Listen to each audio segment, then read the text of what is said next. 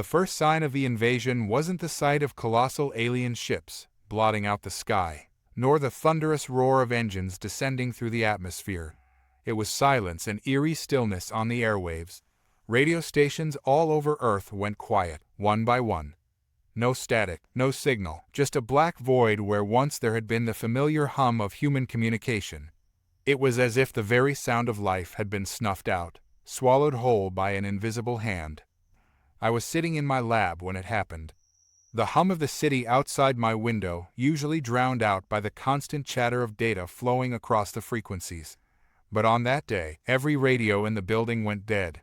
I remember blinking at the monitors, waiting for the blip of interference to resolve itself. But instead, the screens stared back at me blank, devoid of any signal. "Marcus, are you seeing this?" called out Sam, my colleague, from across the room.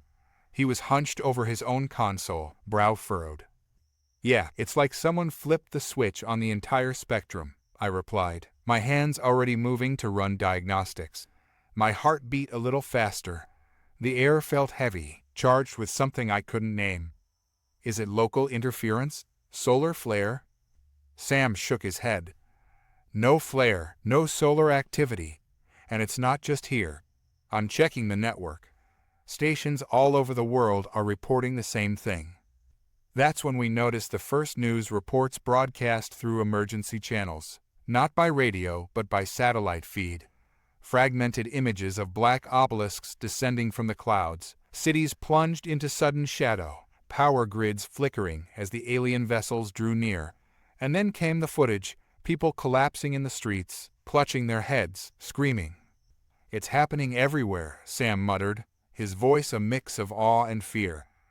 "Jesus Christ, what are we dealing with?" I stared at the screen, watching as the chaos unfolded.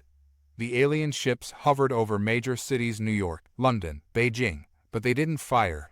They just hung there, menacing in their silence, while humans below writhed in agony. Whatever they were doing, it wasn't with bombs or lasers. It was something far more insidious, something we couldn't see. But we would soon find out. Hours later, the first wave of human casualties had flooded hospitals and emergency centers. And while doctors scrambled to understand what had happened, military forces around the world mobilized in response to the alien threat. But nothing worked.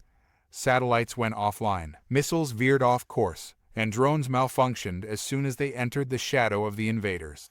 It was as though human technology had been reduced to primitive toys in the presence of something vastly superior. That's when I got the call. "Dr. Marcus Holden." The voice on the other end of the line was crisp, professional. It was a military line, one that wasn't supposed to go down even in emergencies like this. The fact that it was still active told me everything I needed to know. "This is Holden." "Who is this?" "Major Reynolds, US Strategic Command. We've reviewed your research on electromagnetic wave interference. We need you to come in immediately." I hesitated, glancing at the screen where the cityscape still swirled under the alien presence. "I assume this has something to do with the Zarkil." "Yes," the major cut in, his voice betraying the slightest hint of impatience. "Your expertise with them waves might help us understand what they're doing. We're sending a transport to your location. Be ready." The line went dead before I could ask any more questions. It didn't take long to understand why they called me in. The moment I arrived at the command center, I was greeted by a chaotic scene. Dozens of scientists, engineers, and military personnel gathered around a central holographic display, where the alien ships hung suspended in 3D projections. Soldiers rushed past, barking orders into headsets, while technicians furiously typed on terminals. And yet, despite the frenzy of activity, there was a sense of helplessness in the air, like everyone knew they were just going through the motions. Major Reynolds met me at the entrance, his uniform pristine, but his face lined with exhaustion. "Dr. Holden," he said, extending a hand. "Glad you could make it. We're in deep here." "I'm starting to see that," I replied, shaking his hand. "What do we know?" "Not enough," Reynolds admitted. "We've established that the Zarkil, these aliens, are using some kind of mental attack. Telepathic, we think. But that's not the weird part." He gestured for me to follow him to a console at the far end of the room. On the screen were readouts of M-wave frequencies, showing spikes and dips all across the spectrum. "We've been monitoring the airwaves ever since they showed up," Reynolds explained. "At first, we thought it was just random interference, but then we started seeing patterns. Rhythmic pulses in the radio frequencies too structured to be natural." I frowned, leaning in to study the data. "You think they're using electromagnetic waves to enhance their telepathic attacks?" "Not enhance, weaponize," Reynolds corrected. "Whatever the Zarkal are doing, they're using Earth's own radio signals against us. Every time we broadcast something, it makes the mental attack stronger." A chill ran down my spine as the pieces started to fall into place. "That explains the blackout on the airwaves. They're shutting down our communication to weaken us." Reynolds nodded grimly. "And so far, it's working. We've already lost thousands mental breakdowns, seizures, comas. We need to figure out how to disrupt their control, and fast." I stared at the data, my mind racing.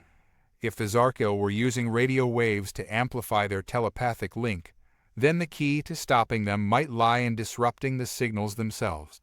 But how? Human technology wasn't designed to fight telepathy. And then it hit me, a crazy idea, one that seemed too simple to work but was worth a shot. "Major, what if we reverse the signal?" I asked, turning to Reynolds. "If the Zarkal are using our radio waves to attack, what happens if we send a pulse back at them? Something powerful enough to overload their link?" Reynolds raised an eyebrow. "You're talking about creating a feedback loop. But wouldn't that just fry our own systems?" "Not if we use a controlled burst," I said, excitement building in my chest. "We'd need to isolate the right frequency, something that resonates with their telepathic field. It might destabilize their entire network."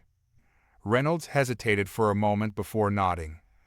"It's risky, but at this point, I'm willing to try anything. How long do you need?" "Give me an hour to run some simulations," I replied, already pulling up the necessary files on the console. "And pray I'm right." That hour felt like a lifetime. Every second that ticked by, the alien ships hung ominously overhead, their presence a constant reminder of what was at stake. Sam had joined me in the command center, working alongside me as we fine-tuned the pulse frequency. The entire time, we both kept our eyes on the news feeds, watching as more and more people fell victim to the Zarkal attack. At last, we had the pulse ready. A single, powerful burst that would be transmitted across the globe in one synchronized shot.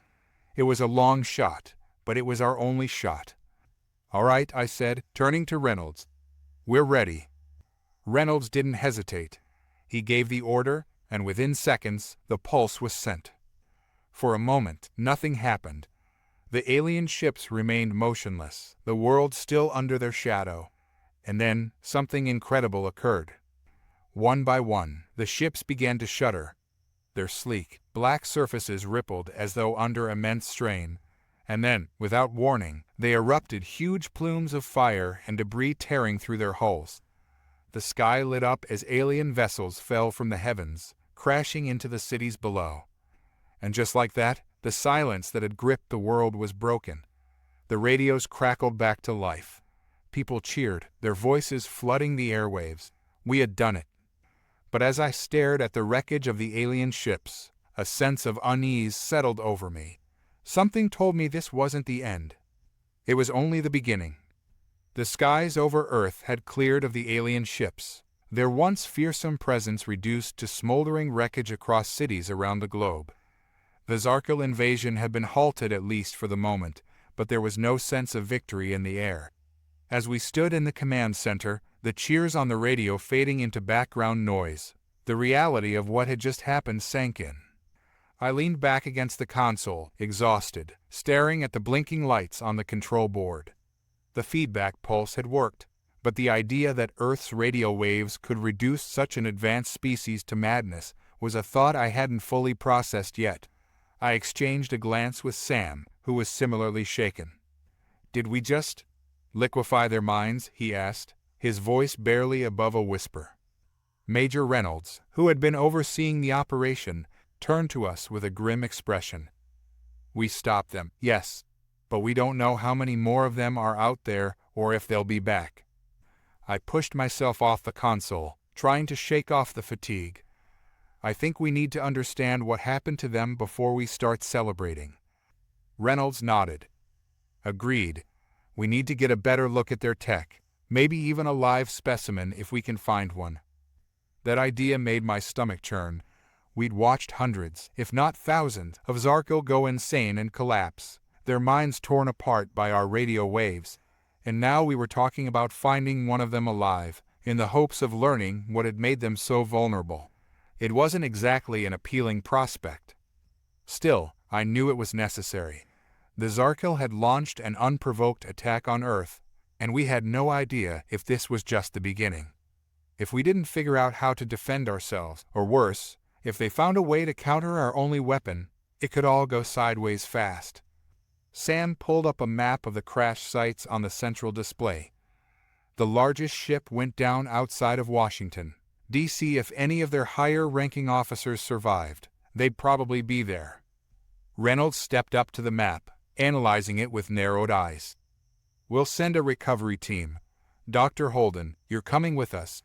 If we find a live Zarkil, I want you there to help figure out how their telepathy works." I swallowed hard but nodded. There was no getting out of this now, and part of me was curious if we could understand the mechanics of their telepathy. Maybe we could find a way to protect ourselves in the future. The ride to the crash site felt surreal. We flew over Washington in military helicopters, watching the debris-strewn streets below as emergency crews worked to clear the wreckage.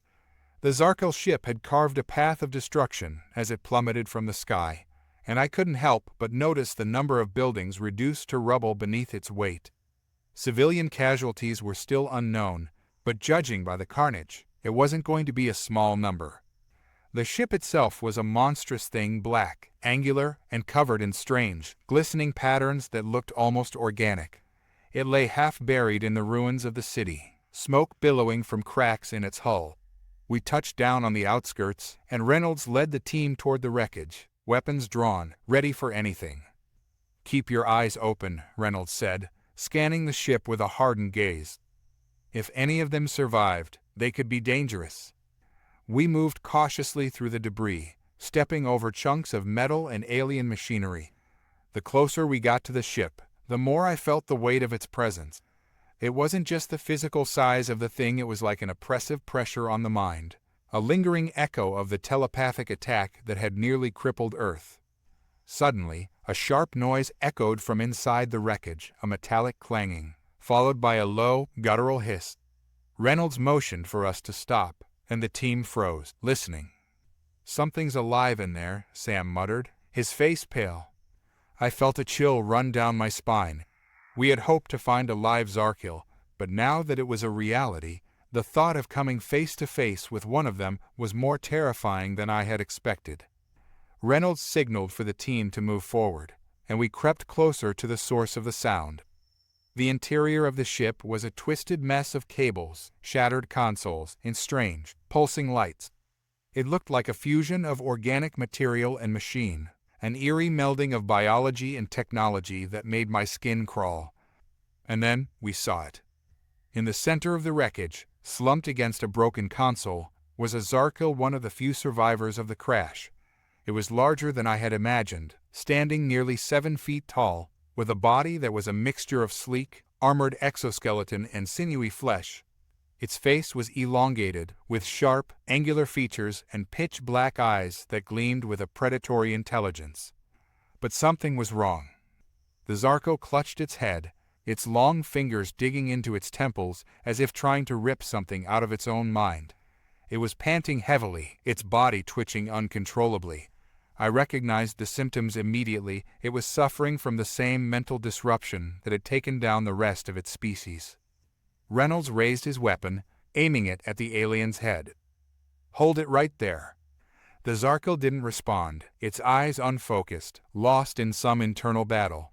It let out a low, keening wail that reverberated through the wreckage, a sound that made my stomach turn. Whatever was happening in its mind, it was beyond anything we could comprehend. I took a step forward, ignoring the instinct to run. "Wait," I said, raising a hand. "Don't kill it. We need to understand what's happening to it." Reynolds glanced at me, his face hard. "It's too dangerous, Holden. We don't know what it's capable of." "I know," I replied, my voice steadier than I felt. "But if we can figure out how their telepathy works, we might be able to stop another invasion before it starts. Killing it won't help us do that." There was a long pause as Reynolds considered my words. Finally, he lowered his weapon, but his expression remained grim. "Fine. But if it makes a move, I won't hesitate to put it down." I nodded and cautiously approached the Zarkil, my heart pounding in my chest. Up close, the alien looked even more terrifying, its body trembling with the effort to maintain control over its fractured mind. I could feel the psychic energy radiating off of it, a chaotic storm of thoughts and emotions that made my own head throb in response. As I knelt beside it, the Zarkil's black eyes flicked toward me, focusing for the first time. I didn't know if it could understand me, but I spoke anyway. "We didn't mean to kill your people," I said, my voice quiet. "We didn't even know what we were doing. But if you can help us understand, we might be able to stop this before more lives are lost on both sides." The alien didn't respond, but I saw a flicker of something in its eyes, recognition, maybe, and then, without warning, it reached out, its hand wrapping around my arm with surprising strength. I gasped as a wave of psychic energy washed over me, flooding my mind with images, sensations, and emotions that weren't my own. I saw glimpses of the Zarkil homeworld, vast cities made of shimmering glass and metal, their telepathic network binding them together like a hive mind. I felt their confidence in their mental superiority, their disdain for species like humans who relied on primitive communication. But I also felt their fear. The Zarkil had never encountered anything like Earth's radio waves before. Their telepathy had always been their greatest strength, but here it had become their greatest weakness. The chaotic noise of Earth's radio spectrum had overloaded their minds, disrupting their link and leaving them vulnerable in ways they had never imagined. And now, as I stared into the eyes of the dying Zarkil, I realized that they weren't just here to conquer Earth. They were running from something. Back in the command center, I tried to make sense of everything I had learned. The Zarkil had been fleeing something far more dangerous than humanity, something that had already destroyed their world and sent them scattering across the galaxy in search of refuge. They weren't here to invade, I told Reynolds and Sam, pacing the room. They were here because they thought Earth was the only place that could protect them. Sam stared at me, wide-eyed. "From what?" "I don't know," I replied, rubbing my temples as the remnants of the psychic connection lingered in my mind. "But whatever it is, it's coming, and we're next." The room fell silent as the weight of my words sank in. We had only just survived the Zarkil. Now we had to face something even worse. The weight of the revelation pressed down on all of us in the command center. Reynolds was the first to break the silence, his face hard and unreadable. "So, let me get this straight, Holden," he said slowly, his voice tight with restrained tension. "They weren't here to conquer. They were running away." I nodded, still trying to piece together the fragments of the psychic storm that had invaded my mind. "Yeah, and whatever they were running from, it's bigger than anything we've dealt with before." The Zarkil saw Earth as a last hope. They thought our atmosphere, our radio waves, would be a shield. Sam rubbed his jaw, pacing near the console. "That explains why their minds couldn't handle the radio interference. Their whole mental network operates like a delicate web. Earth's constant broadcast, the sheer noise of our planet, scrambled their signals and broke them. And we used that to stop them," I said, swallowing hard. "But it's not over. There's something else out there." Reynolds walked to the central map again, staring at the wreckage icons flashing across the screen. His back was rigid, and I could tell his mind was spinning in overdrive, processing the new threat. "How much time do we have, Holden?" Reynolds asked. His tone had a dangerous edge to it, the kind that came with facing impossible odds and knowing it. I don't know, I answered honestly. The psychic connection wasn't clear. Just fear, desperation. Whatever destroyed their world is coming. Could be months, could be years. Great. So we've just barely survived an invasion from an alien race we accidentally wiped out. And now we've got a bigger, unknown threat to deal with, Sam muttered. He slumped into a chair, rubbing his hands over his face. We're running out of lucky breaks. Maybe it wasn't luck, I said, more to myself than anyone else. Earth's been noisy for over a century. Radio waves, satellites, digital communications. It's chaos to anyone who isn't used to it. And maybe that's exactly why the Zarkil thought we were safe. Reynolds turned sharply, his gaze fixed on me. Are you suggesting we use that chaos again? I hesitated. The thought had crossed my mind, but it was a risky gamble. It worked on the Zarkil because they rely so heavily on telepathy. If the next threat has any kind of psychic ability, our radio waves could disrupt them too. Sam perked up at that, a glimmer of hope in his eyes. So, what? We crank up the radio towers, broadcast every frequency we've got, and hope they fall apart. It's not that simple, I warned. We got lucky this time, but we don't know how this other force operates. They might be immune to it, or worse, they could adapt. But it's a plan, Reynolds said, his voice hard. It's better than waiting around, blind. Agreed, I said, though a nagging doubt tugged at the back of my mind. I couldn't shake the feeling that this next threat would be more than just another psychic species. The way the Zarkil had reacted in my mind, the terror, the overwhelming sense of helplessness, it was something deeper than just telepathic disruption. Over the next few weeks, Earth began preparing. Radio towers were fortified, signals amplified, and every available satellite was repurposed to flood the upper atmosphere with radio waves. Scientists and military strategists from around the world worked together, building a global defense network based on the chaos that had inadvertently saved us once before. But even as the preparations ramped up, unease hung in the air. Reports started coming in from deep space observation posts, strange anomalies in the outer regions of the solar system. Unexplained energy signatures, gravitational distortions, none of it made any sense. And each time, the reports came back with the same conclusion: something was coming. I spent most of my time in the lab, poring over the remnants of Zarkil technology we had recovered. The ship's systems were beyond anything we had ever seen, an intricate combination of biological and mechanical elements that defied conventional engineering.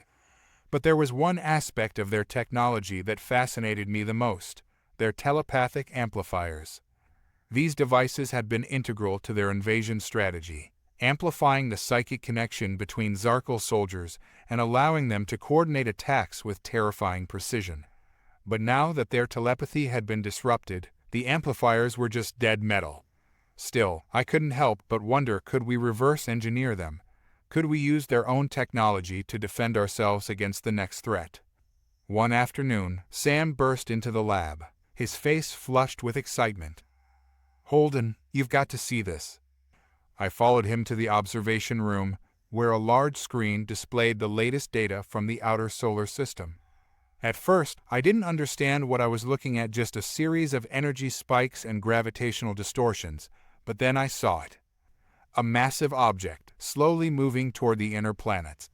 It was faint, barely detectable, but it was there, a dark shape on the edge of our solar system, creeping closer with each passing day. It's huge, Sam said, his voice low. We've never seen anything like it.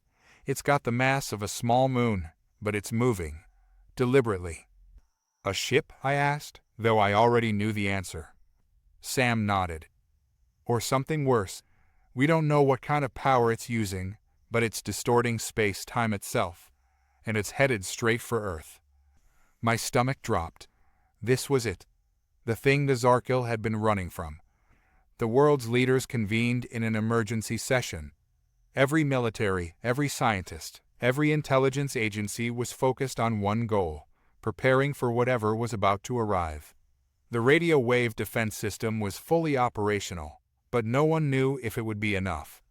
The object, dubbed the Dark Star by the media, was still weeks away, but the fear in the air was palpable. Reynolds called me into the command center for a briefing. His usual stern demeanor was even more rigid than usual, his eyes sharp as he laid out the plan. "We don't know what's coming," he began, "but we're not sitting on our hands waiting for it. We've coordinated with every major power on the planet. If this thing gets close, we'll hit it with everything we've got: radio waves, missiles, you name it. But we need a fallback plan. That's where you come in, Holden." I blinked. "Me? You've been studying the Zarkal tech, right? If you can find a way to reverse engineer their telepathic amplifiers, we might be able to use them to amplify our own defenses. Maybe even disrupt whatever psychic abilities this thing has." I swallowed, the weight of the task sinking in. Reverse engineering alien technology was one thing. Using it to fight an unknown threat on a planetary scale was something else entirely. "I'll do my best," I said, though my mind was already racing with doubts. Could I really make this work in time? "You'd better," Reynolds said, clapping a hand on my shoulder. "Because if we don't stop this thing, there won't be any Earth left to save." As the dark star drew closer, I worked around the clock, trying to unlock the secrets of the Zarkal amplifiers. The technology was maddeningly complex, a combination of organic material and advanced quantum mechanics that seemed to defy the laws of physics. But slowly, piece by piece, I began to make progress. The amplifiers had been designed to enhance psychic connections across vast distances, allowing the Zarkal to operate as a single, unified mind.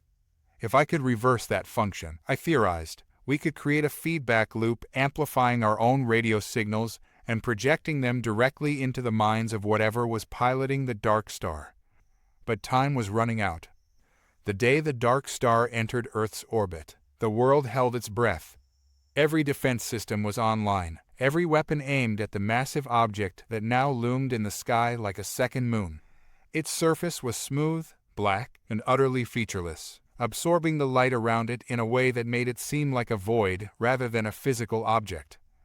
"We've got one shot at this," Reynolds said, his voice tight over the radio. "Holden, are the amplifiers ready?" I stared at the array of equipment I had cobbled together in the lab, a makeshift fusion of human and Zarkal technology. It wasn't perfect, but it was all we had. "They're ready," I replied, my voice steadier than I felt. "But I can't guarantee it'll work." "Let's hope it does," Reynolds said grimly, "because we're out of options." I activated the amplifiers, flooding the airwaves with the most powerful radio signals Earth had ever broadcast. For a moment, nothing happened. The dark star hung in the sky, silent and unmoving. Then, slowly, it began to pulse. The dark star pulsed in the sky, its smooth surface vibrating with an unsettling rhythm. I stared at the monitors in the lab, where the telemetry from our makeshift amplifiers painted an increasingly erratic picture. We were flooding the atmosphere with every radio frequency we could, bouncing the signals off satellites and amplifying them using the Zarkal tech. But the results were anything but predictable. "Is it working?" Sam asked, his voice tense as he hovered beside me. I didn't have an answer. The dark star's pulse was growing stronger, and its proximity to Earth was starting to affect gravity itself. Small objects were shifting on desks, and people in the command center were bracing themselves against walls to steady their balance. It was as if the very fabric of reality was being twisted by the presence of this alien behemoth. I think so," I finally managed, though the uncertainty in my voice was impossible to hide. The amplifiers were feeding Earth's radio waves directly into the structure of the dark star. If my theory was correct, we were creating a feedback loop that would disrupt whatever mental or telepathic abilities the entity within was using to maintain control. But the sheer scale of the dark star, its impossible size, its gravitational manipulation was making me question whether we had truly understood what we were dealing with. Suddenly, the pulse stopped. Every screen in the lab went black. The command center's lights flickered, and a deep, resonant hum filled the air. I glanced out the window, where the dark star loomed in the sky, utterly motionless now. It was like a massive shadow had fallen over the Earth, blotting out the sun with its oppressive presence. "Holden," Reynolds' voice snapped over the intercom. What the hell just happened? I don't know, I admitted, my hands flying across the controls as I tried to re-establish the connection. The amplifiers were still online, but the signals were being blocked by what? I couldn't tell. Something's interfering with the signal. We're still broadcasting, but it's like the dark star is absorbing it. Absorbing? Sam's face went pale. Holden, what if we've been feeding it this whole time? I froze, the implications hitting me all at once. The dark star hadn't been disrupted by our radio waves, it had been feeding on them, growing stronger with every signal we sent its way. The pulse we had detected wasn't a sign of weakness. It was a sign of the entity awakening, drawing power from the very defense we had hoped to use against it. Before I could respond, the floor shook violently beneath us, and the lights went out completely. Alarms blared across the base as emergency generators kicked in, but the damage had already been done. The dark star had shifted, and now it was descending toward Earth with deliberate, terrifying speed. We have to stop it, Reynolds barked over the intercom. Now. I scrambled to disconnect the amplifiers, but it was too late. The system was locked in a feedback loop, continuing to broadcast signals directly into the dark star. Each pulse of energy seemed to draw it closer, like a predator zeroing in on its prey. This is bad, Sam muttered, his voice barely audible over the alarms. This is really, really bad. Shut down the whole system, Reynolds ordered. I don't care what it takes, cut the power. But the amplifiers had fused into the network, and every attempt to sever the connection only caused more feedback. I could hear the hum of the Zarkal technology intensifying, the alien components reacting violently to the overload of human radio waves. Holden, we're running out of time, Reynolds shouted. Get that thing offline or we're all dead.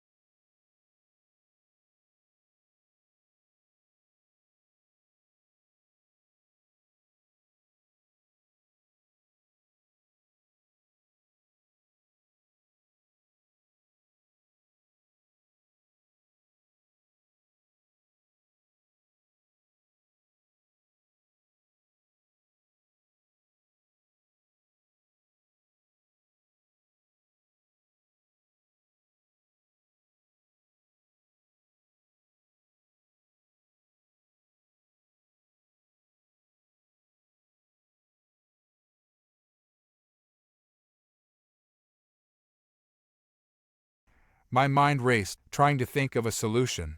There had to be a way to stop the feedback loop, to sever the connection and cut off the energy flow to the dark star. But the amplifiers were alien. Technology far beyond our understanding. I could try shutting them down, but it would require getting dangerously close to the core, where the Zarkal components were still active and volatile. I'll do it, I said, standing up from the console. Sam grabbed my arm. Holden, you're not serious. If those things blow, you won't make it out. I know, I said quietly, but it's the only way. Before he could argue further, I bolted from the lab, making my way through the chaotic hallways of the base. The alarms were deafening, and I could hear the distant rumble of the dark star's approach, its massive form casting a shadow over the entire facility. Soldiers and scientists rushed past me, some heading for evacuation points, others trying desperately to maintain the systems that were still functioning. I reached the core chamber, where the Zarkal amplifiers were housed. The air inside was thick with static, the alien machinery humming with dangerous energy. Sparks flew from the overloaded circuits, and the walls trembled as the feedback loop continued to spiral out of control. I moved quickly, my hands shaking as I worked to disable the amplifiers. The controls were a mess of human and alien interfaces, and every action I took seemed to make the situation worse. The Dark Star's presence loomed in my mind, a constant pressure that made it hard to think, hard to focus. Finally, I found the primary control node, the heart of the Zarkal system. If I could destroy it, the feedback loop would stop, and the Dark Star would be cut off from its source of energy. But the node was protected by a powerful shield, one that I couldn't deactivate from here. Damn it, I muttered under my breath. Come on, think. There was only one option left. I would have to overload the node, manually create a surge of energy that would fry the entire system, including the amplifiers. But doing so would almost certainly kill me. I hesitated, my heart pounding in my chest. This was it. This was the moment that would decide whether Earth survived or whether we all perished under the shadow of the Dark Star. Taking a deep breath, I placed my hands on the control node and activated the surge. The explosion was deafening, a blinding flash of light that consumed the entire chamber. The force of the blast threw me back, slamming me against the wall. My vision blurred, and for a moment I thought I was dead. But then the pain hit sharp, searing pain that shot through my body like fire. I opened my eyes, struggling to breathe. The amplifiers were destroyed, the alien machinery reduced to smoking ruins. The feedback loop had been severed, and the Dark Star's connection to Earth was broken. But as I lay there, gasping for air, I realized something else. The Dark Star hadn't stopped. It was still coming. In the command center, Reynolds and the others watched in horror as the Dark Star continued its descent toward Earth. Even without the energy from the feedback loop, it was still moving, its tendrils reaching out like fingers, ready to crush the planet beneath its weight. But just as all hope seemed lost, something unexpected happened. The Dark Star began to flicker. In the wreckage of the amplifier chamber, I lay on the floor, barely conscious. The pain was unbearable, and I could feel my strength slipping away. But through the haze of agony, I saw the Dark Star, shimmering in the sky like a mirage. And then, slowly, it began to dissolve. Piece by piece, the massive structure broke apart, disintegrating into nothingness. The tendrils of shadow that had reached for Earth dissolved into thin air, and the oppressive weight that had hung over the planet lifted. The Dark Star was gone. Hours later, as I lay in a hospital bed, recovering from my injuries, I watched the news reports on the screen. The world was celebrating. The threat had passed, and Earth had survived. But I couldn't shake the feeling that this was just the beginning. The Zarkal had run from something even worse than the Dark Star, and now we had drawn its attention. Earth's radio waves had saved us once. But I knew, deep down, that we were not invincible. And whatever was out there, watching us now, was still coming. Aliens believed their minds were impenetrable until Earth's radio waves liquefied them. The silence in the hospital room was unsettling. After the chaos and noise of the Dark Star's approach, the sudden stillness felt too fragile, like the world was holding its breath, waiting for something else to happen. I stared at the ceiling, my mind racing despite the heavy sedation coursing through my veins. I couldn't stop thinking about the flicker, the way the Dark Star had dissolved at the very last moment. How had that happened? The amplifiers were destroyed, the feedback loop severed. By all accounts, the Dark Star should have crushed Earth beneath its incomprehensible power. Yet it vanished. There was no explanation. No one knew what triggered the sudden disintegration. Not Reynolds, not the scientists back at HQ. The news outlets speculated endlessly. Some claimed it was the amplifiers after all. Others believed we had only delayed the inevitable, and a few whispered about divine intervention. But deep down, I knew the truth. The Zarkal hadn't run from the Dark Star because they feared it. They had fled because something else was coming, something far worse, and we had signaled our presence to it. The door to the room slid open with a quiet hiss, and Sam stepped inside. He looked worse for wear, his face drawn and pale. Dark circles under his eyes suggested he hadn't slept in days, and his usual easy demeanor was gone, replaced by a kind of raw exhaustion. "Holden," he said quietly, pulling up a chair beside my bed. "How are you feeling?" "Like I got hit by a truck," I muttered. "But I'll live." He nodded, but his eyes were distant, his mind clearly somewhere else. He wasn't here to check on my well-being. "What's wrong?" I asked, pushing myself up despite the sharp pain in my chest. "What happened?" Sam glanced at the door, then back at me, lowering his voice.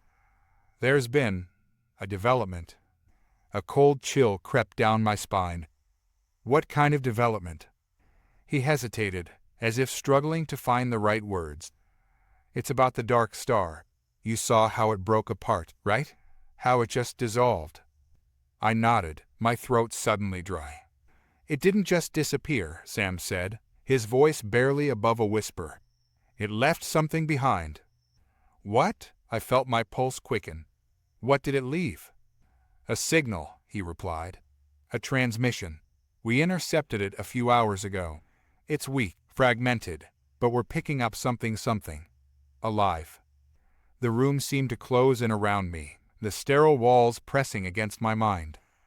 "Alive?" I repeated, struggling to process what he was saying. "You mean there's something still out there?" Sam nodded grimly. "We think so. The transmission is in a language we've never encountered before, but it's definitely not random. There's intelligence behind it." For a moment, I didn't know what to say. My heart raced as the implications sunk in. The Dark Star had been a weapon, an instrument of some greater force, and now that force was reaching out. "Where is the signal coming from?" I asked, my voice trembling.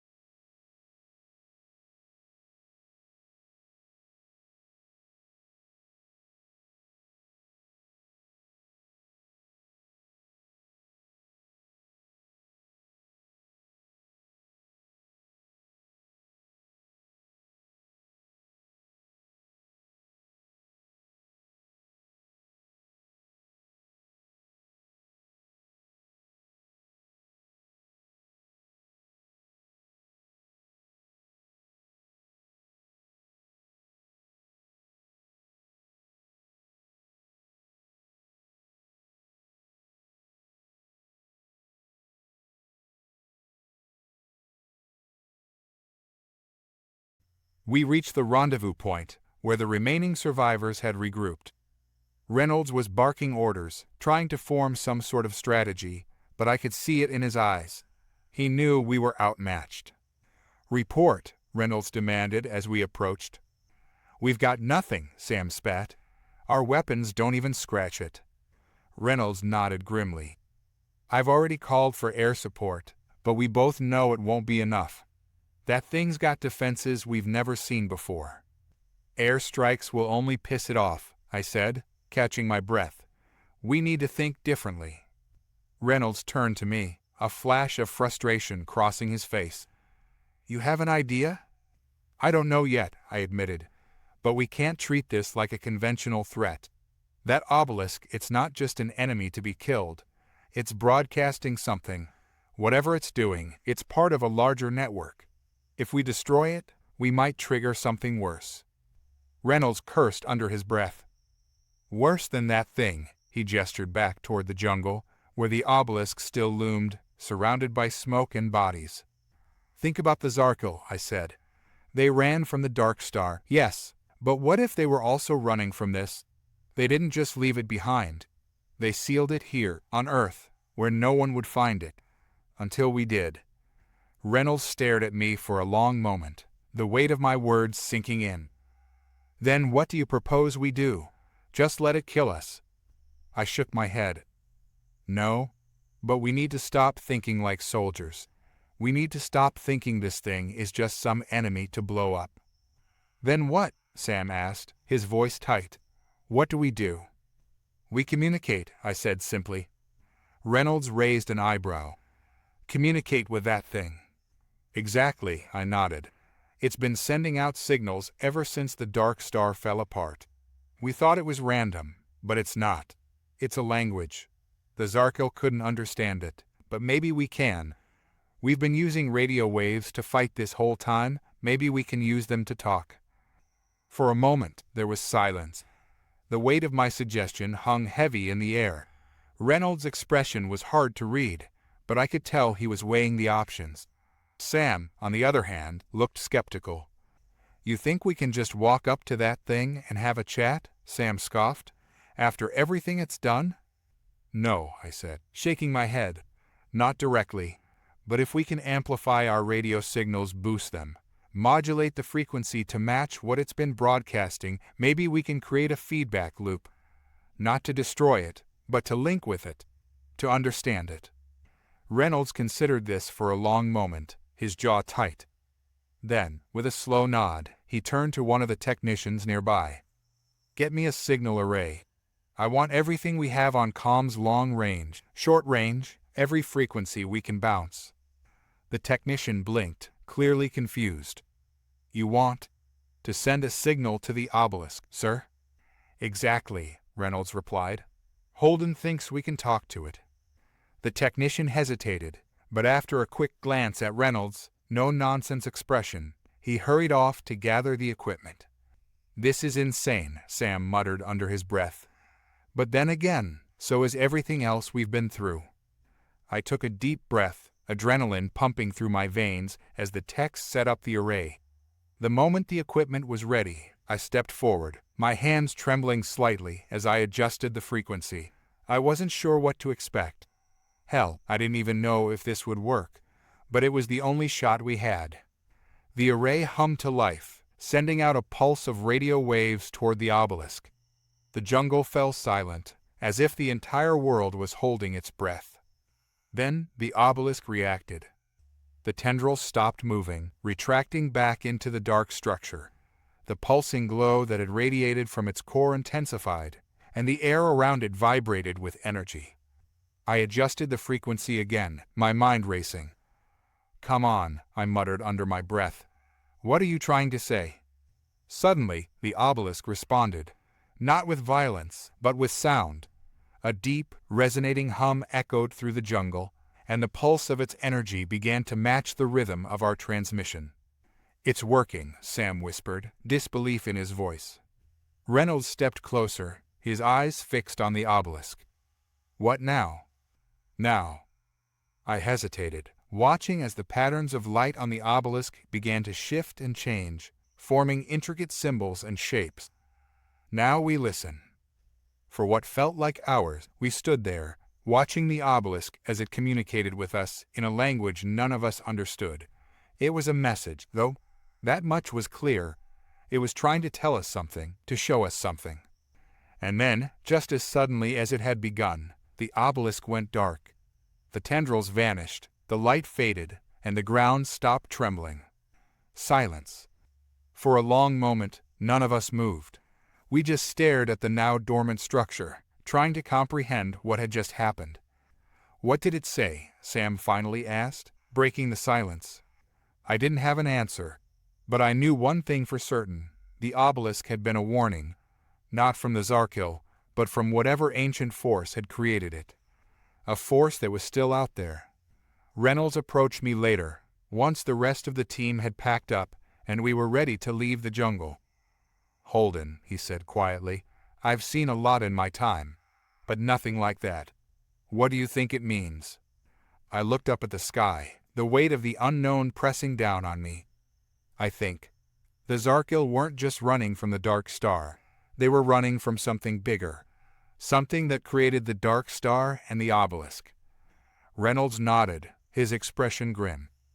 "And now, we've caught its attention."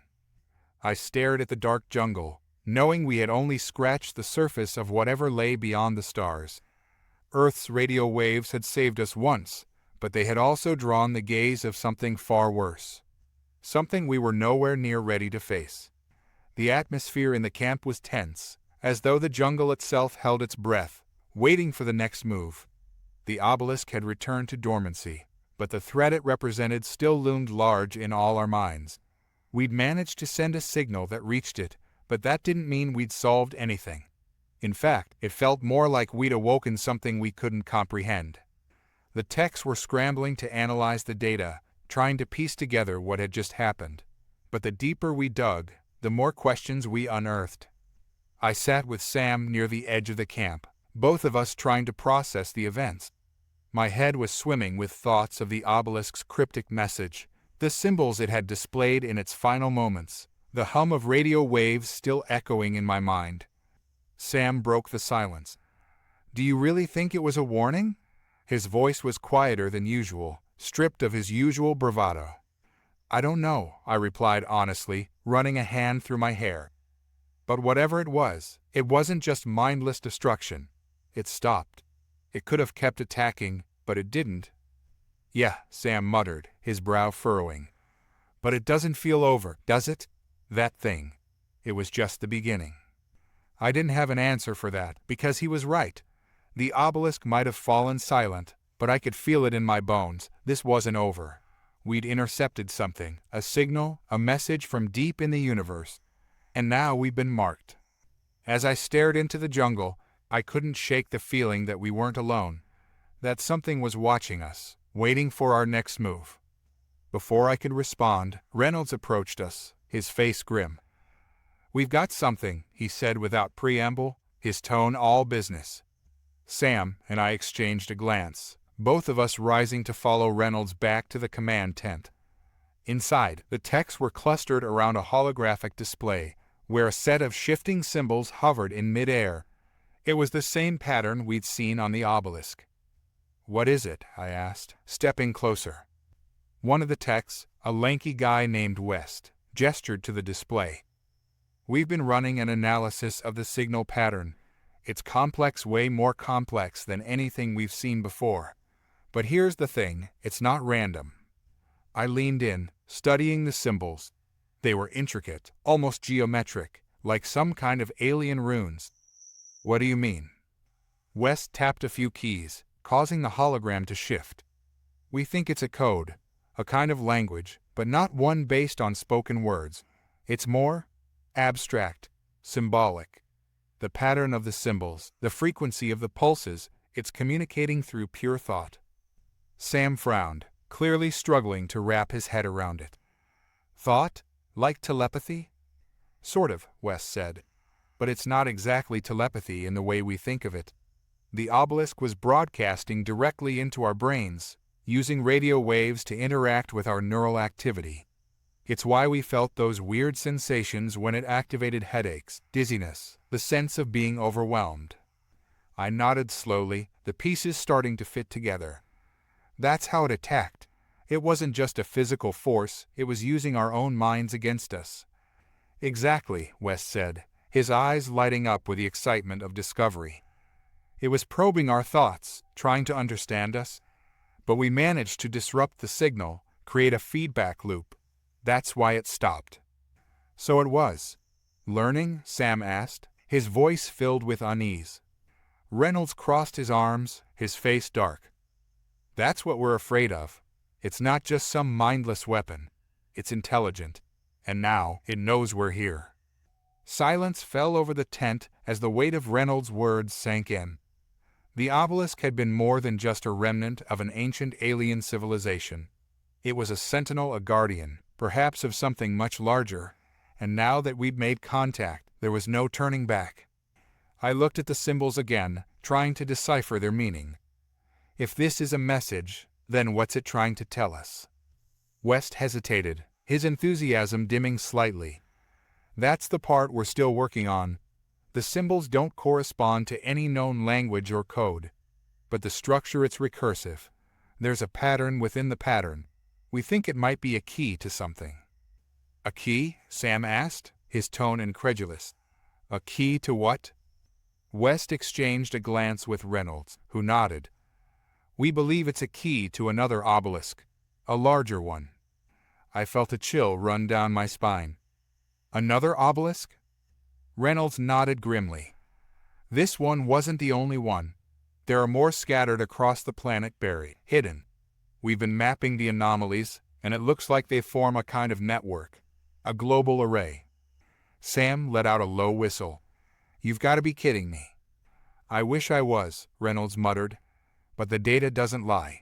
These obelisks are part of a larger system, and if we activate them, if we unlock the full array, there's no telling what we might unleash. I stared at the display, my mind racing. We'd stumbled onto something far beyond our understanding. The Zarkil had fled from this, sealing the obelisks on Earth for a reason. But now that we'd opened the door, we couldn't just walk away. What do we do? I asked, my voice barely above a whisper. Reynolds' expression was hard, resolute. We finish what we started. We've already made contact. Now, we need to figure out what these things are and why they're here. If the Zarkil couldn't stop them, we need to find a way to control them. I felt the weight of the mission settle on my shoulders. It wasn't just about survival anymore. It was about understanding. We were standing on the precipice of a discovery that could change everything. The obelisks weren't just weapons, they were a doorway to something much larger, something ancient. Something that might still be out there, watching. Sam shook his head, still trying to wrap his mind around it. This is insane, Holden. We're messing with forces we don't understand. I know, I said quietly, but we don't have a choice. Reynolds clapped a hand on my shoulder, his gaze steely. You're the only one who understands this signal, Holden. We're counting on you to figure out what the obelisks want. I nodded, my mind already racing with possibilities. This was bigger than any of us had imagined. The obelisks were more than just a relic of the past, they were a message that had been waiting for centuries to be unlocked. And now, we were the ones who had to decipher it. As the camp prepared for the next phase of the mission, I couldn't shake the feeling that we were standing on the edge of something monumental. The obelisks, the signal, the strange symbols, it all pointed to a larger truth, one that we were only beginning to uncover. But with that truth came danger. The obelisks weren't just transmitting, they were calling out. And whatever they were calling to was still out there, waiting in the void. For the first time in my life, I felt the weight of humanity's place in the universe. We weren't alone, not by a long shot, and now that we'd made contact, there was no telling what would come next. All I knew was that we had to be ready. Because whatever was out there, it was coming for us. The next few days blurred into a whirlwind of frantic activity. The team was working around the clock, mapping out the obelisk network and trying to make sense of the symbols. Each breakthrough revealed just how far in over our heads we truly were. Sam and I spent most of our time together, poring over the data, double-checking the coordinates of the buried obelisks. The sense of urgency was palpable, hanging in the air like a heavy cloud, pressing down on us. It wasn't just the looming threat of more obelisks. It was the uncertainty. We had no idea what we were waking up, or if we even could stop it. One night, while Sam and I sat at the edge of camp again, he voiced what we were both thinking but too afraid to admit. What if the Zarkil weren't running from these obelisks? What if they were running from whatever created them? I didn't have an answer, but the thought had been gnawing at me for days. The Zarkil's fear was palpable in everything we had learned from them. Their desperation to seal the obelisks, to quarantine Earth. They were hiding something from the rest of the galaxy, something terrifying. We have to assume the worst, I finally said. Whatever they were running from might still be out there, and if we activate the full array, we might be inviting it back. Sam gave me a sidelong glance. And yet, here we are, doing it anyway. I chuckled bitterly. Guess that's just humanity for you. We can't resist poking the bear. Reynolds joined us soon after, his expression grim as always. We've located the central obelisk, he said without preamble. It's in the heart of the jungle, buried deep beneath the surface. Central? Sam asked, raising an eyebrow. So this whole network is controlled by one main hub. That's what we think, Reynolds replied. If we can gain access to it, we might be able to shut down the entire system. And if we can't? I asked, already knowing the answer. Reynolds didn't mince words. Then the array goes active, and we're all in for one hell of a ride. The expedition to the central obelisk was grueling. The jungle thickened as we approached the coordinates, the air becoming heavy and humid, making every step feel like a monumental effort. The deeper we went, the more oppressive the environment became, as though the very planet resented our presence. I couldn't shake the feeling that we were being watched, that something or someone was aware of our movements. It was the same sensation I'd had at the first obelisk site, but this time it was stronger, more immediate. As we trekked through the undergrowth, Sam lagged behind, his brow furrowed. You feel that? He asked quietly, just loud enough for me to hear.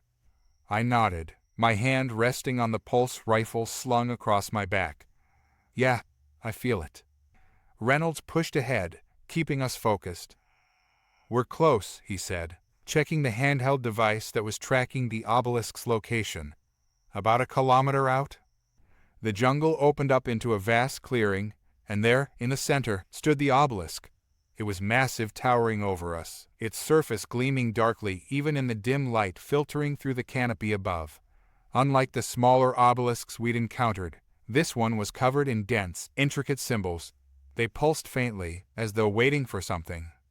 West and the other techs immediately set up their equipment, scanning the obelisk and feeding data back to the main camp. Sam and I stood at the edge of the clearing, staring up at the towering structure. I don't like this, Sam muttered, shifting his weight uneasily. Join the club, I said, my eyes fixed on the obelisk's surface. But we don't have a choice. If this thing activates on its own... I didn't need to finish the sentence. We both knew what was at stake. Reynolds joined us, his face grim. We're going to interface with it, he said, his voice low. Same process as before. Holden, you're up. I took a deep breath, my stomach churning with nerves.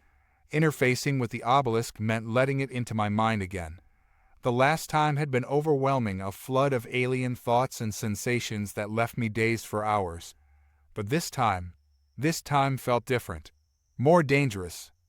As I approached the obelisk, I could feel the hum of energy radiating from it, vibrating through the ground beneath my feet.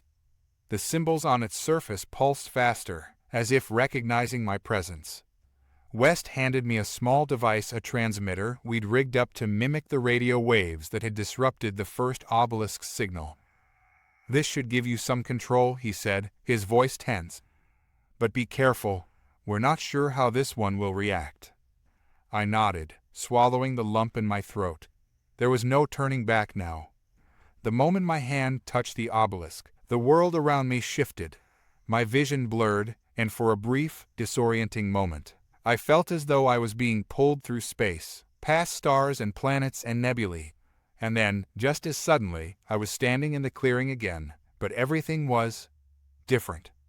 The jungle had fallen silent.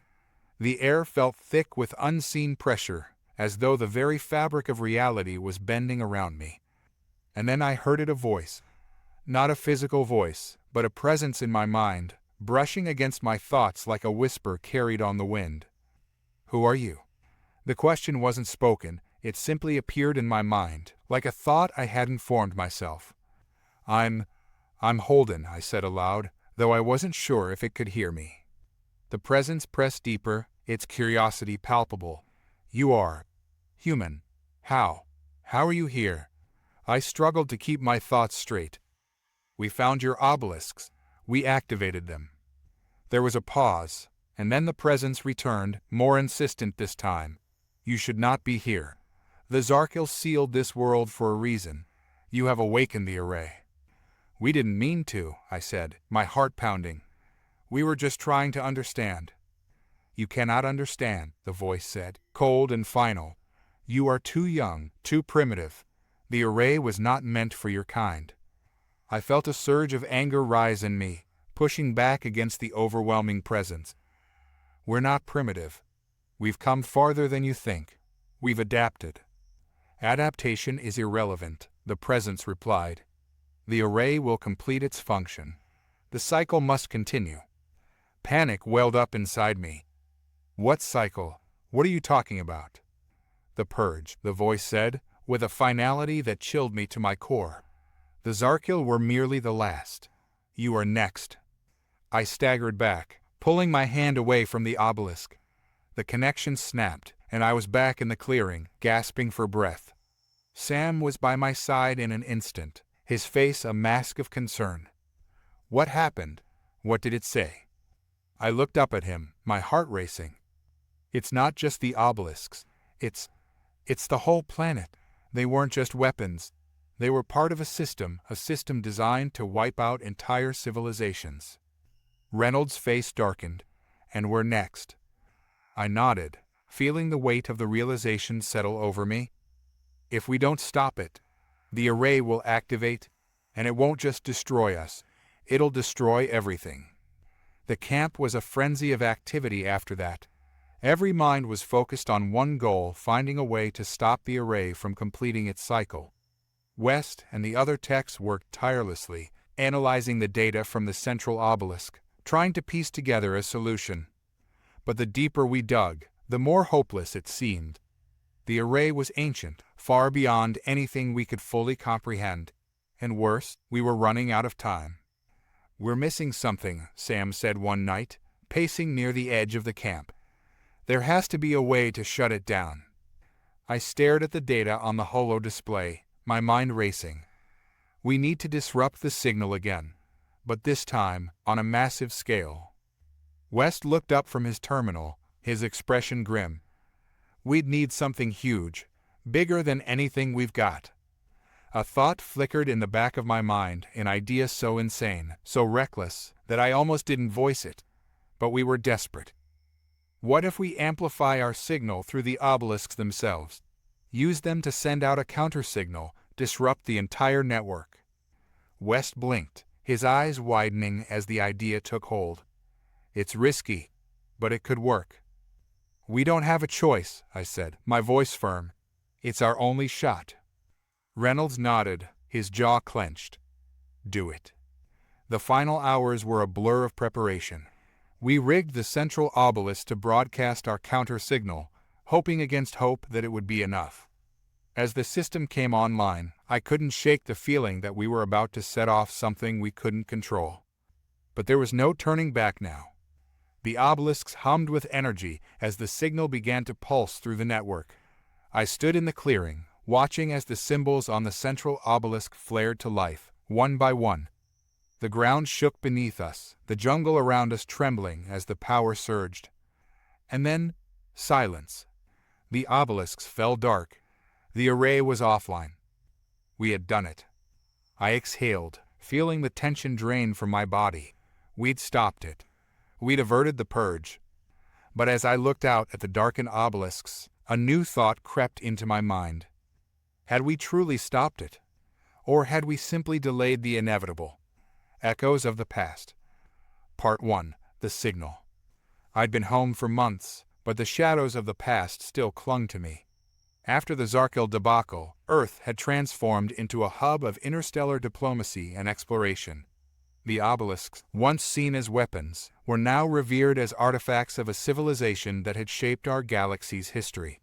Despite our victory, I couldn't shake the feeling that we were only scratching the surface. "Holden," Sam's voice broke through my thoughts as he bounded into my office, his expression a mix of excitement and urgency. "You need to see this." I looked up from the holo display, where images of the obelisks flickered, remnants of a conflict that had nearly brought humanity to its knees. "What's up?" He handed me a tablet, the screen filled with waveforms and graphs. "We've intercepted a signal from deep space. It's reminiscent of the frequencies we encountered with the obelisks." A chill raced down my spine. "Are you serious?" "Dead serious," he replied, pacing with palpable energy. "This isn't just random noise. It's structured. It's a call for help like a distress signal." I leaned forward, scrutinizing the data. The frequencies danced across the screen, echoing the same patterns that had once heralded disaster. "What do we know about it?" Sam ran a hand through his hair, his eyes darting to the display. "Not much. The source is uncharted way past the boundaries of the known systems. We're currently trying to pinpoint its exact location." "Is it coming from a Zarkil ship?" I asked, my mind racing. He shook his head. "It's hard to tell. There are no signs of Zarkil technology nearby, but the similarity to the obelisk frequencies is concerning." Before I could respond, Reynolds appeared in the doorway, his expression as grim as ever. "We need to convene. Now." The conference room was filled with tension. Representatives from various factions, humans and aliens alike, sat around the table, eyes focused on Reynolds as he began to speak. Sam and I settled into our seats, exchanging anxious glances. "We've confirmed the signal's origin," Reynolds stated, his voice steady. "It's coming from a distant star system known as Zeta Prime. The signal has been growing stronger, but we need to act fast. It could be a trap, or worse, an opportunity for the Zarkil to regroup." "What are we looking at here?" one of the Valnari representatives asked, their voice smooth and lilting, yet tinged with urgency. Their silver skin glimmered under the overhead lights, their eyes reflecting a predatory glint. "We don't know," Reynolds replied. "But it's not just the Zarkil we need to worry about. If they're involved, other factions might also take interest, and we can't risk another war." Sam leaned in, his fingers tapping nervously on the table. "So what's the plan?" "An exploratory mission," Reynolds declared. "A small team will travel to Zeta Prime to investigate. We need to determine whether this signal is a legitimate cry for help or a prelude to a renewed conflict." I felt a knot form in my stomach. "I volunteer," I said, looking around the table. "I've dealt with the Zarkil before. If this is related, I can help." "You'll need backup," Reynolds replied, his gaze steady. "Sam, you're in. West, you're on tech support. The rest of you will remain here to monitor the situation." There was a murmur of agreement around the table, but I could see the unease etched on everyone's faces. The Zarkil had left scars, and the universe was still healing. Preparations for the mission were swift. Within hours, we boarded the Dauntless, a sleek exploration vessel fitted with advanced technology and weapons. The hum of the engines beneath my feet was a reminder of the danger ahead. As the ship launched into space, I took a moment to look out at the stars. Each pinprick of light felt like a promise, but also a warning. The galaxy was vast, and lurking within its depths were threats we could hardly comprehend. "I've got the coordinates locked in," Sam said from his station, his fingers flying over the controls. "We should arrive at Zeta Prime in a few hours." I nodded, but I could feel the tension in my gut, a premonition I couldn't shake. The Zarkil were cunning, and if they had any foothold in this system, We were walking into a trap. As we traveled through the void, I tried to focus on the mission. The signal had become a constant in my mind, a reminder of the stakes. Was it truly a plea for help, or a lure designed to draw us in? Hours later, we arrived at Zeta Prime. The planet loomed before us, a swirling mass of green and blue, dotted with dark patches that hinted at urban development. As we descended through the atmosphere, I could see structures rising from the surface, tall spires, complex grids, and what appeared to be ancient ruins. "This is it," Sam said, awe creeping into his voice. What a sight! I could hardly share in his enthusiasm. The moment we landed, I felt the weight of history pressing down on us. This world had secrets, and we were about to unearth them. Stepping onto the surface, the air was thick with moisture, the landscape alive with the sounds of an alien world. Vines crawled over stone structures, their surfaces etched with symbols that reminded me of the obelisks back on Earth. "Stay alert," I said, my instincts kicking in. We don't know what we're walking into. Sam activated his portable scanner, its screen lighting up with data. "The signal's strongest here," he said, pointing toward a cluster of ruins in the distance. "Let's check it out." We made our way cautiously through the foliage, moving deeper into the heart of the ruins. The architecture was both familiar and alien, the lines sharp and elegant, intertwining with nature in a way that felt almost organic. As we approached the center of the ruins, a low hum resonated through the air. My heart raced. The signal was stronger than ever. "What's that?" Sam asked, glancing around. It's calling to us." I nodded, feeling the pulse reverberate in my bones. "Let's keep moving." At the center of the ruins stood a colossal structure, an ancient obelisk, unlike any we had encountered before. Its surface was covered in intricate carvings, the symbols glowing faintly as we approached. "This looks familiar," I said, studying the designs. "It's almost like the obelisks on Earth." Sam's scanner beeped wildly, the display filled with data points. "The energy readings are off the charts," he said. "We need to get closer." As we drew near, the air around us began to vibrate, and suddenly the obelisk emitted a powerful pulse of energy.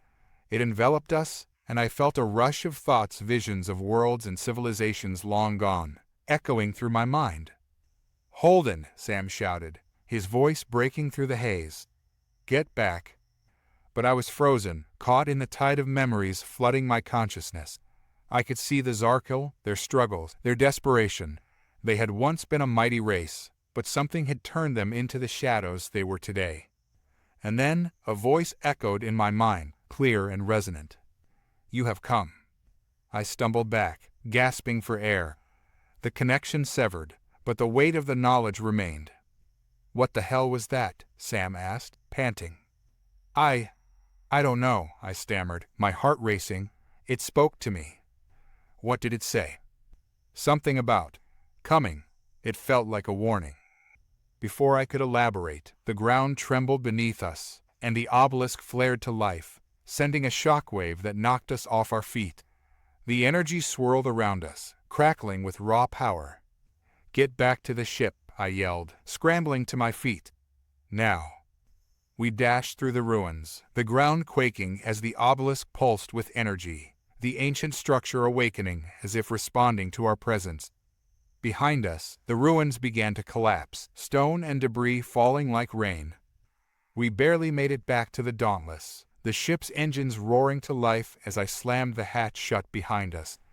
The ground shook violently, and I could see the obelisk glowing brighter through the viewport, its energy spiraling upward like a beacon. "What the hell just happened?" Sam panted, catching his breath at his console. "That was insane." "I don't know," I replied, my heart still racing. "But we need to get out of here before that thing collapses entirely." As I punched in the coordinates for our escape, an alarm blared across the ship. A warning light flashed, indicating a breach in the hull. "Holden!" Sam shouted. "We've got company." I turned to see several small vessels emerging from the jungle, their sleek designs reminiscent of Zarkil ships. They darted toward us with alarming speed, their weapons primed and ready. "They're not here to say hello," I muttered, flipping switches to arm our defenses. "Prepare for combat." The battle that followed was chaotic. Zarkal fighters swarmed around us, their weaponry lighting up the void of space. I maneuvered the Dauntless with precision, evading their fire as Sam fired back, our cannons blasting into the enemy ships. "2 o'clock," Sam shouted, tracking an enemy fighter with his targeting system. "I've got a lock." "Fire," I ordered, and the ship jolted as our weapons discharged, striking the Zarkal vessel and sending it spiraling into the jungle below. "Good shot," I called, but my relief was short-lived. More fighters were closing in, and their formations were tightening. "We can't hold them off forever," Sam said, his fingers dancing over the controls. "We need to get to warp speed." "Agreed. Prepare for jump." As we engaged the warp drive, the ship lurched violently. The Zarko fighters swarmed around us, their firepower intensifying. Just as we activated the drive, a blast hit our aft shield, sending the ship spiraling out of control. "Hold on," I yelled, wrestling with the controls. The stars outside twisted into streaks of light as the Dauntless lurched into warp space. But the damage was done. We had lost power to our main systems. "Can you stabilize us?" Sam asked, his voice tense. "I'll try," I said, my hands flying over the controls, sparks flying from the console as I worked to regain control. "Just hold on." With a final jolt, the ship lurched and stabilized, and I let out a breath I didn't realize I was holding. "We're good. For now." "We're still not out of the woods yet," Sam said, his eyes scanning the display. "We need to assess damage and regroup." I nodded, my mind racing. What had we just stumbled upon? The obelisk was more than just a relic. It was a beacon, and we had attracted attention we weren't ready for. In the hours that followed, we worked tirelessly to assess the damage and restore our systems. As Sam ran diagnostics, I sat back in the cockpit, staring at the stars through the viewport. What had that obelisk truly meant? It was a conduit of knowledge, and we had barely scratched the surface. The Zarkil were a shadow of their former selves, but there was a chance they could reclaim what they had lost. "We need to go back," I said suddenly, my decision surprising even me.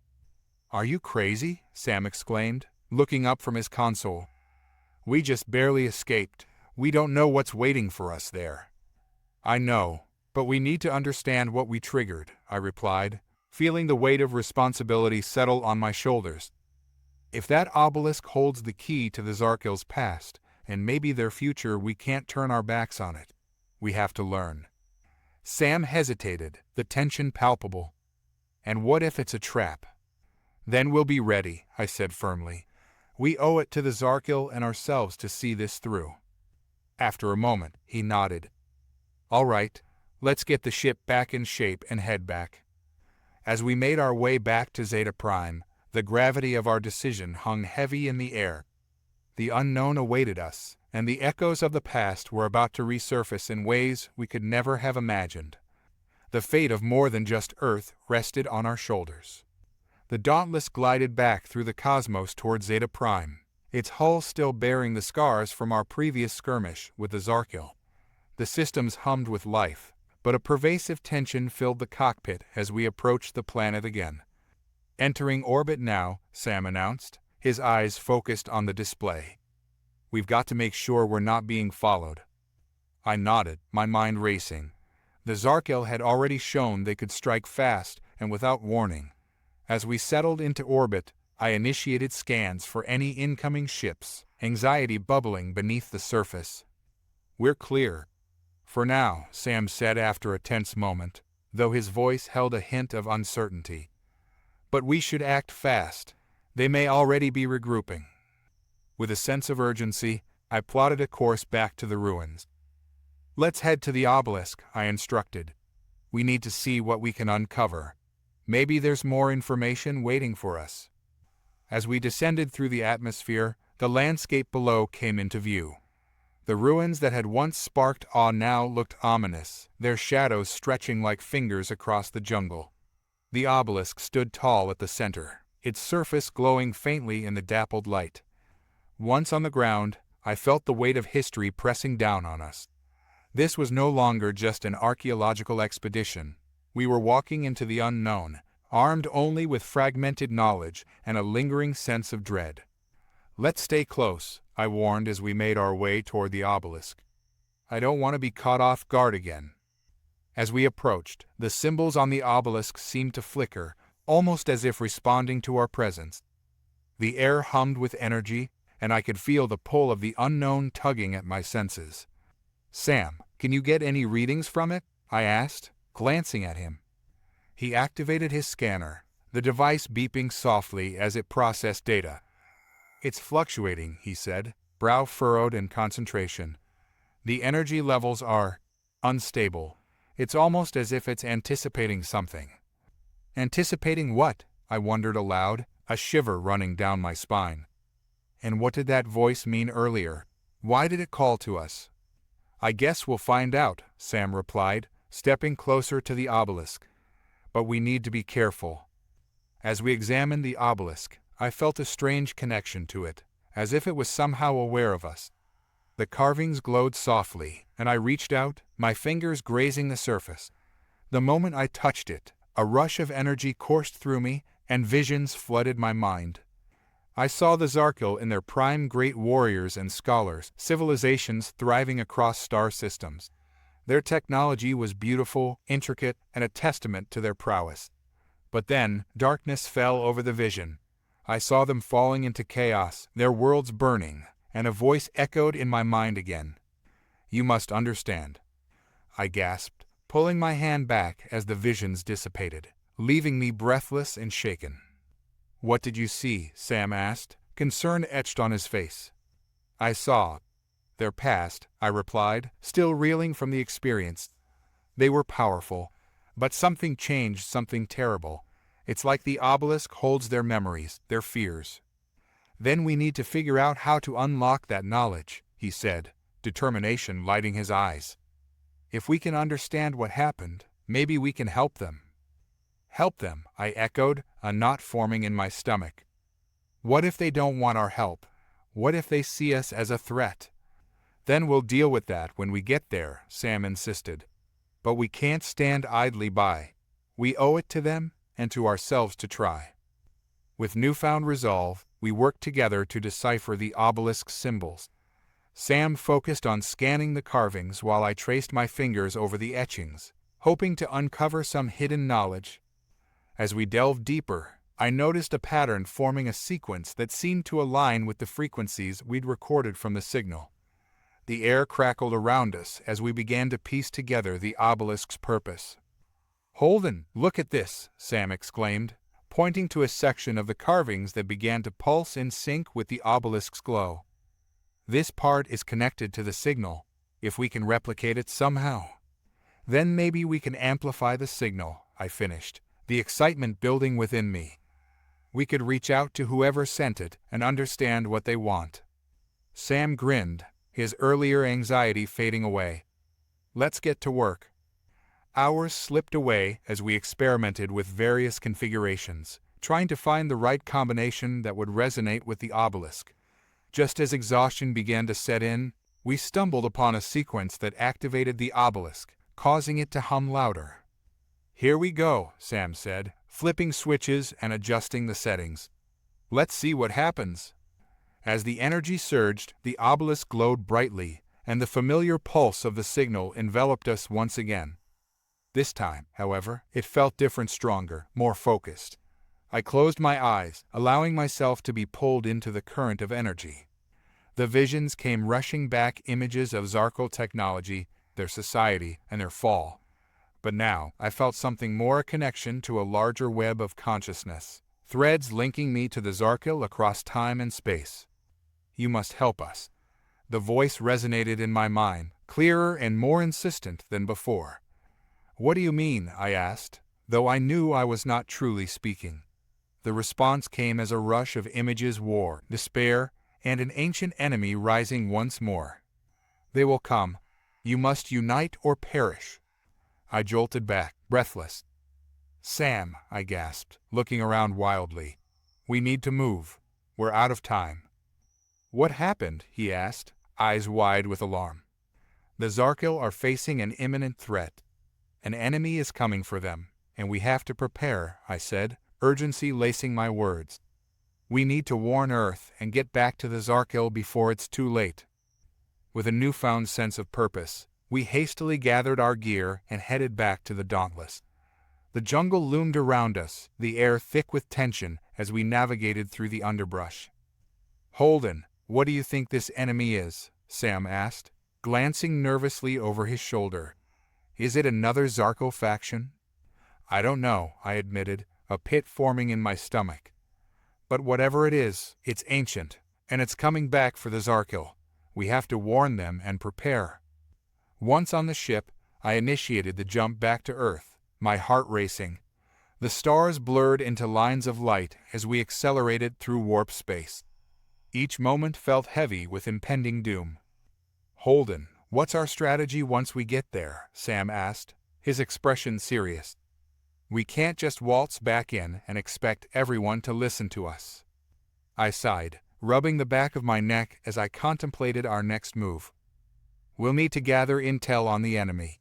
If we can convince Earth that there's a serious threat to the Zarkil, they might agree to help. Agreed, Sam said, nodding. But what if they don't? What if they see this as an opportunity to eliminate the Zarkil once and for all? Then we'll have to convince them otherwise, I replied, determination flooding my veins. We can't let fear dictate our actions. The Zarkil deserve a chance to fight back. As we exited warp space and entered Earth's orbit, a wave of relief washed over me. We had made it back, but I knew the real challenge lay ahead. I initiated the landing sequence, and as the Dauntless touched down, I could feel the weight of history pressing down on us. We were about to step back into a world where alliances were fragile and trust was a rare commodity. Stepping out of the ship, I was struck by the familiar sights of Earth, yet everything felt different. The stakes had risen, and the specter of an ancient threat loomed over us. Let's get to the council, I said, setting my jaw with determination. We need to make them understand. The council chambers were buzzing with activity as we strode through the corridors of Earth's central governance. The atmosphere felt thick with tension, and whispers of uncertainty followed us like shadows.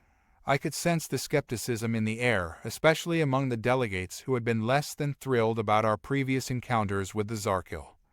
As we approached the main assembly hall, I turned to Sam. You ready for this?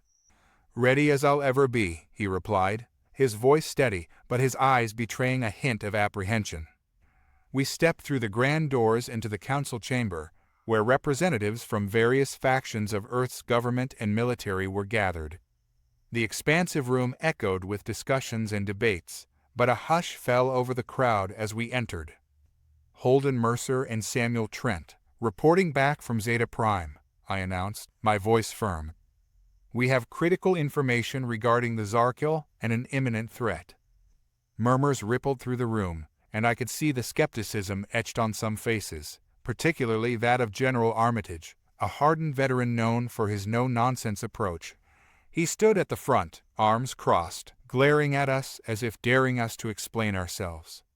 Critical information, Armitage scoffed, stepping forward. You mean to tell us that you went off to play archaeologist on an alien world, and now you expect us to take you seriously? General, I said, maintaining eye contact, the Zarkil may be facing annihilation. An ancient enemy is rising, and we need to act fast. An enemy? Armitage raised an eyebrow. You expect us to believe that? Last I checked, the Zarkil were still recovering from their last war. They can't be a threat to us. They were once a powerful civilization, I replied, my voice rising with urgency. And their downfall was orchestrated by a formidable enemy, a force that is returning. We witnessed the remnants of their history, and the obelisk revealed it to us. They have knowledge that could save them, if we choose to help. Help? A delegate from the Science and Technology Division interjected. Why should we risk our resources for a race that has already proven to be a threat to us? Because they also possess knowledge that could benefit humanity, Sam said, stepping forward to support me. If we don't intervene, we could lose them and whatever advancements they could share with us.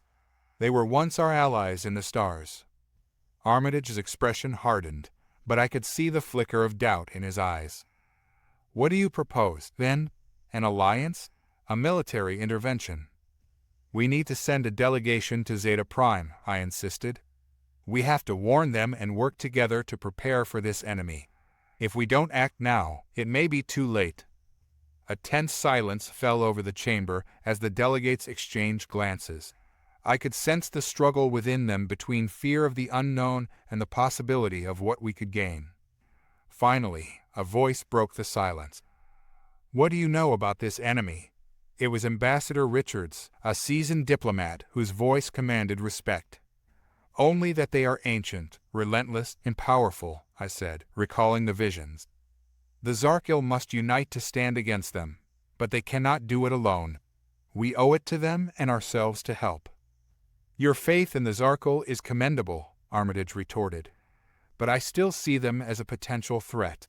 What guarantees do we have that they won't turn on us the moment we offer our assistance? We have to take that risk, I replied, feeling the weight of my conviction. If we wait until we know for sure, it might be too late. We cannot let fear dictate our actions. The room was quiet as they deliberated, tension palpable. Finally, Ambassador Richards spoke again. We can't ignore the potential ramifications. I propose a motion to send a diplomatic envoy to Zeta Prime, along with a small contingent of military support, to assist in fortifying their defenses and gathering intelligence. Seconded, another delegate added, and soon murmurs of agreement filled the air. Fine, Armitage relented, though his expression remained skeptical. But I want a full report on this enemy before any military action is taken. We proceed with caution. Understood, I said, relief flooding through me. Thank you. As the council session adjourned, I exchanged a look with Sam. We had made progress, but the real challenge was still ahead. Back on the Dauntless, the atmosphere felt electric as we prepared for our return to Zeta Prime. I could see the apprehension etched on Sam's face. Do you really think they'll listen to us? He asked, his voice tinged with uncertainty. I hope so, I replied, gazing out at the stars. They have to. This isn't just about them anymore, it's about all of us. The ship powered up, and soon we were back in the familiar expanse of space. As we entered warp, my mind raced with the implications of our mission. The fate of two civilizations hung in the balance, and I was acutely aware of the responsibility resting on our shoulders. When we arrived at Zeta Prime, I was struck by the changes. The once dominant Zarko fleet was now a shadow of its former self, their ships a mix of operational and wrecked vessels. It was clear that their time of rebuilding was still underway. As we touched down, we were met by a contingent of Zarko warriors, their expressions a mixture of suspicion and curiosity. I stepped forward, taking a deep breath. We come in peace, I said, raising my hands in a gesture of goodwill. We have urgent news. The leader of the group, a tall figure clad in ceremonial armor, stepped forward. Holden Mercer, he greeted, his voice deep and resonant. You return with news of the past? Yes, I confirmed, feeling the weight of their gaze. But it's not just your past that concerns us. An ancient enemy is rising again, and we need to prepare. Ancient, the Zarko leader, who introduced himself as Verk, narrowed his eyes. What do you know of this enemy? I recounted the visions I had experienced, the threats I had sensed. We're here to help, I said earnestly. We've convinced Earth to send a diplomatic envoy and military support to assist you. But we need to know more about this enemy if we're going to succeed. Verk listened intently, his expression unreadable. We have faced many threats throughout our history, but few as insidious as the one you describe. It is known as the K-Wrath, a force of darkness that once sought to annihilate our civilization. The K-Wrath, I echoed, the name sending a chill down my spine. What are they? A collective of ancient beings, drawn from the remnants of defeated races, Verk explained, his voice grave. They have no physical form but exist as a collective consciousness, able to manipulate the thoughts and fears of those they encounter. They seek to consume entire civilizations, leaving nothing in their wake. Then we must unite, I said, my heart pounding. We need to fortify your defenses and gather intelligence on their movements. Verk nodded, his demeanor shifting from suspicion to resolve. Then let us begin preparations. We will need all the strength we can muster. As we moved deeper into the Zarkil's command center, I was struck by the intricate designs of their technology. Holographic displays flickered to life around us, revealing star maps and data streams that outlined the threat. Intelligence reports indicate increased activity in the outer sectors, a Zarkil officer announced. We believe the K-Wrath are gathering their forces for an assault. Can we mobilize our defenses in time? Sam asked, glancing at the map. Verk turned to us, determination etched on his face. We must act swiftly. If the K-Wrath sense our preparations, they will strike before we are ready. Then let's get to work, I said, feeling a surge of adrenaline. We have to show them that we're ready to fight back. Days passed in a blur of strategizing and training. The combined forces of Earth and the Zarkil worked tirelessly, forging new alliances and reinforcing their defenses. I spent hours alongside Verk, sharing insights and strategies. Yet, amid the growing camaraderie, I couldn't shake the feeling of unease. The K-Wrath were still out there, and time was running short. One evening, as I pored over data with Sam, a distress signal crackled through the communication channels. "Holden, you need to see this," Sam shouted, his eyes wide with alarm. We hurried to the central command, where Verk was already on the comms, listening intently. "It's a message from our scouts," Verk exclaimed, his expression shifting to concern. "They report sightings of K-Wrath vessels moving toward our location." "Then we have to act now," I said, my heart racing. "We need to alert everyone and prepare for an immediate defense." As alarms blared throughout the compound, we raced to the command center, gathering every available warrior and technician. The air was thick with tension, the reality of the impending battle looming overhead like a dark cloud. "Listen up," I shouted, my voice cutting through the chaos. "We face an ancient enemy that seeks to destroy us all. But we have a choice: we can fight together, or we can succumb to fear and let them consume us." The warriors, fueled by the urgency of the moment, rallied around me. Verk stood beside me, his fierce presence lending weight to my words. "Prepare for battle," Verk commanded, his voice booming. "We will not go quietly into the night." As we took our positions, I felt a surge of adrenaline coursing through my veins. The Zarkil and Earth forces worked in unison, their ships forming a defensive perimeter around the planet. "Holden, the K-Wrath are approaching," Sam shouted from his station, urgency in his voice. "Prepare for engagement," I ordered, my heart racing.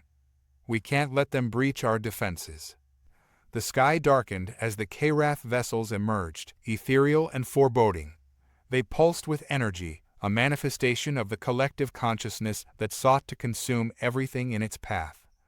"Steady, everyone," I called out, adrenaline surging. "We've trained for this moment. Remember your drills." The first wave of K-Wrath struck, their vessels weaving through our defenses with unnatural speed. Our weapons fired, but the blast seemed to dissipate against the K-Wrath's energy field. "They're immune to conventional weaponry," Sam shouted, panic creeping into his voice. "What do we do?" "Focus on the collective," I yelled. "If we can disrupt their connection, we might have a chance." The battle raged on, chaos enveloping us as we fought to maintain our ground. Zarkil ships maneuvered with precision, firing on the K-Wrath vessels in unison. It was a dance of destruction, and I could feel the weight of responsibility pressing down on me. As the battle intensified, I caught glimpses of the K-Wrath's true form, swirling shadows that reached into the minds of our warriors, whispering doubt and fear. "Don't listen to them," I shouted, steeling myself against the mental onslaught. "We are stronger together. Fight it." But even as I spoke, I felt the tendrils of darkness clawing at my thoughts, trying to unravel my resolve. I focused on the bonds we had forged, the trust between us, and pushed back against the encroaching despair. "Holden," Sam called, his voice breaking through the haze. "We need to find a way to sever their connection." I nodded, remembering the obelisk. The obelisk, it contained their memories. If we can channel that energy, we might be able to disrupt their collective. "Are you crazy?" Sam exclaimed, but I could see the spark of understanding in his eyes. "If we can harness that energy, we might have a chance." "Let's do it," I shouted, rallying the troops. "Vark, can you gather a team to help us reach the obelisk? We need to channel its power." "Consider it done," Vark replied, determination shining in his eyes. "But we must act quickly. The K-Wrath will not wait." With Vark leading the charge, we raced to the obelisk, the air crackling with energy as the battle raged behind us. I could feel the pressure building, the weight of the K-Wrath's presence looming over us like a storm. As we reached the obelisk, the energy pulsed around us, vibrant and alive. Vark and I exchanged glances, and I knew we had to work together. "On my signal," Vark said, gathering his warriors around the obelisk. We channel the energy and focus it on the K-Wrath. The air buzzed with anticipation as we prepared ourselves. I could feel the connection between us, a thread that united our intentions. Together, we began to focus our minds, drawing on the memories and energy that the obelisk held. "Now," Vark shouted, and we unleashed the energy in a powerful wave toward the K-Wrath. The force surged through the air, a brilliant explosion of light that cut through the shadows.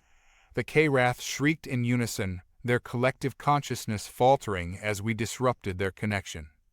I watched as their vessels began to tremble and break apart, their forms dissipating into wisps of darkness.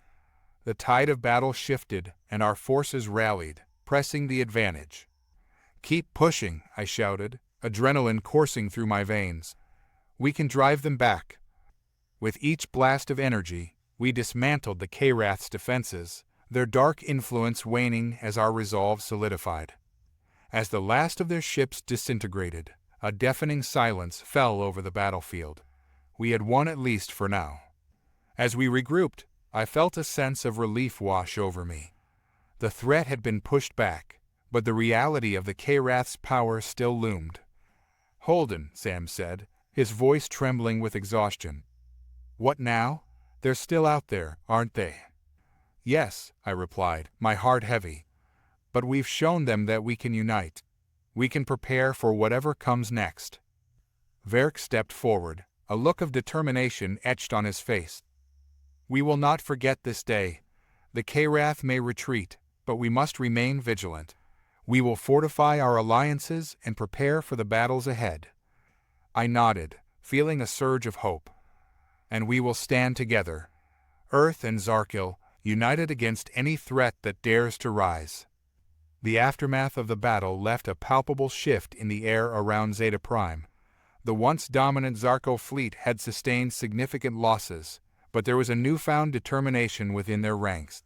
The walls of their command center were still humming with the residual energy of our victory, and I felt an electric pulse of hope as we began the process of healing and rebuilding. "Holden, can you believe it?" Sam said, standing beside me as we watched Zarkil technicians working to repair the damage inflicted during the battle. "We actually managed to push back the K-Wrath." "Yeah," I replied, glancing at him. "But it's just a temporary reprieve. We need to be ready for their return." Vark joined us, his tall frame casting a long shadow in the evening light. "You speak the truth, human. The K-Wrath are not easily defeated. Their hunger for destruction knows no bounds." I nodded, my thoughts racing. "What's our next step?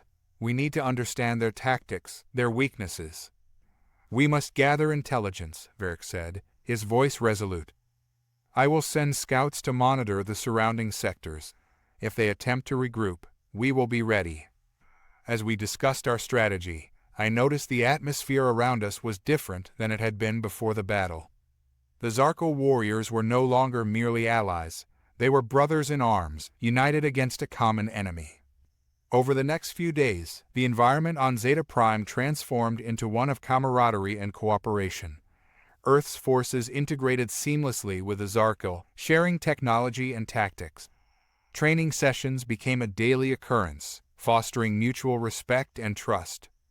Yet, amid the busy preparations, a sense of foreboding lingered in my mind. I couldn't shake the feeling that the Karath were watching, waiting for the right moment to strike again.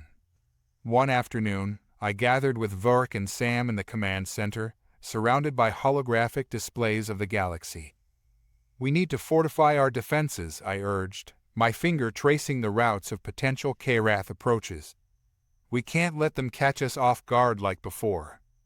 Verk nodded, his eyes narrowing as he examined the displays. "Agreed. I propose we establish a series of outposts along the perimeter. If we can maintain constant surveillance, we may catch them before they can launch another attack." "That's a solid plan," Sam said, enthusiasm shining through his exhaustion. "But we'll need more resources and personnel to execute it effectively." "We will work together," Vark assured us, turning to his fellow Zarkil officers. "We will make this happen." As we mapped out our strategy, I took a moment to step back and reflect on everything we had accomplished. The bond between Earth and Zarkil was stronger than I could have ever imagined. "Holden," Sam said, pulling me from my thoughts. "Have you noticed how different the Zarkil are now? They seem more hopeful." I glanced at him, a smile tugging at my lips.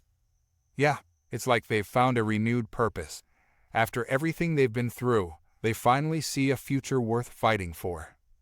"Just like us," Sam replied, his gaze drifting to the bustling activity around us.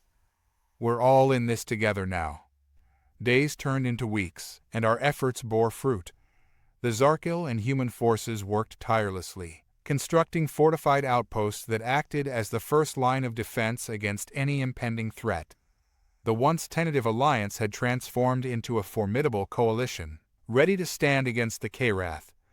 But with each passing day, I felt the Karath's presence weighing heavier on my mind. I recalled our encounter with their dark influence, how they had twisted thoughts and preyed on fear.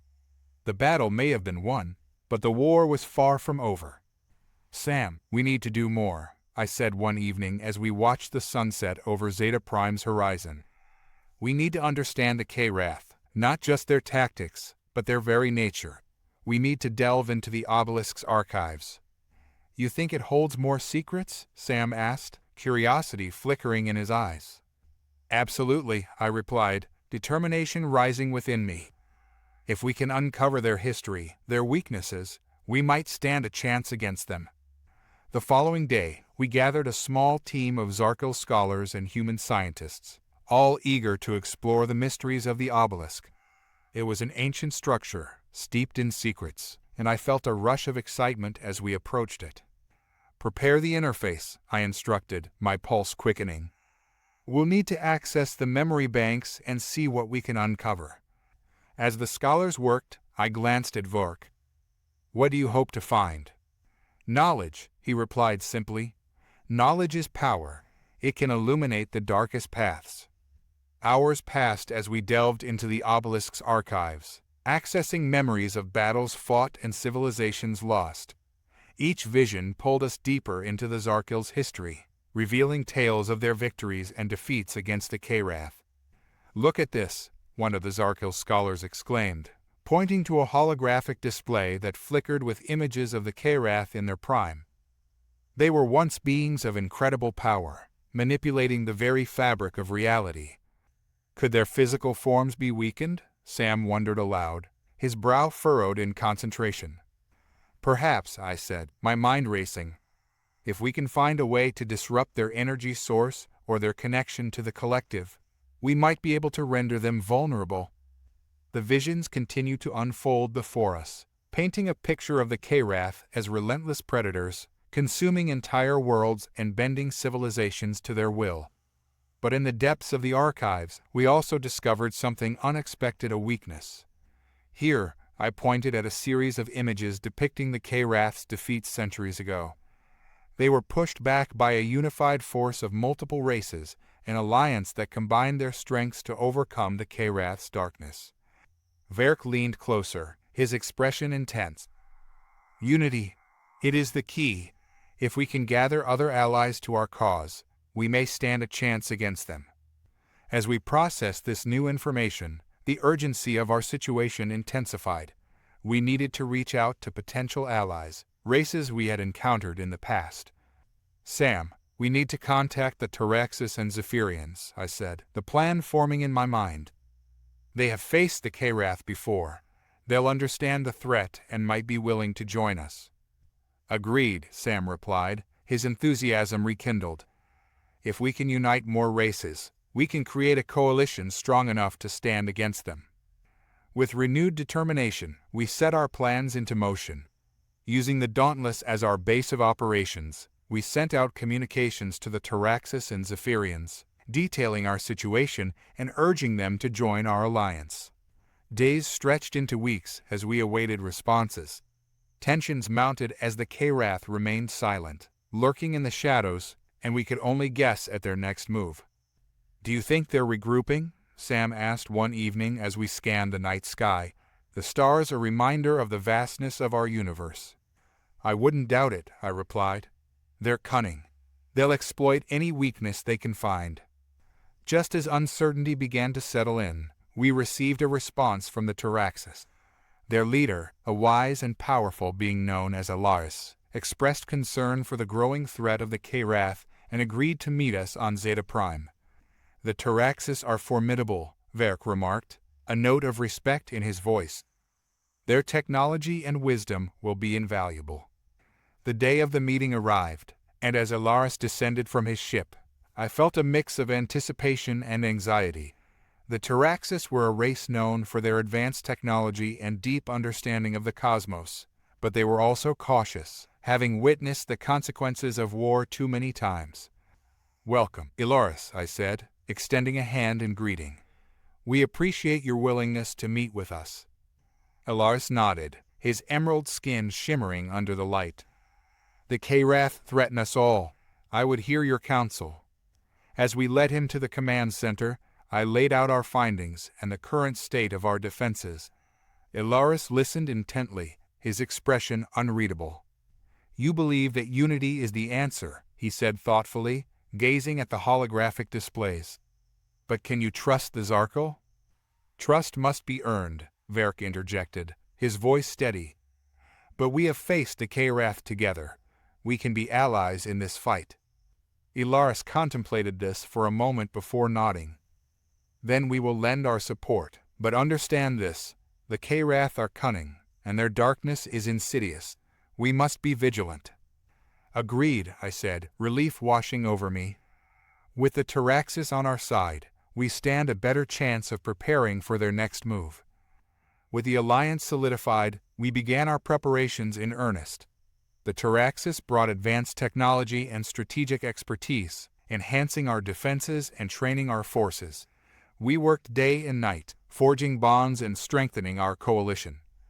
However, as we geared up for the impending battle, I felt the familiar weight of uncertainty creeping back into my mind. The K-Wrath were out there, and I knew they would not remain dormant for long.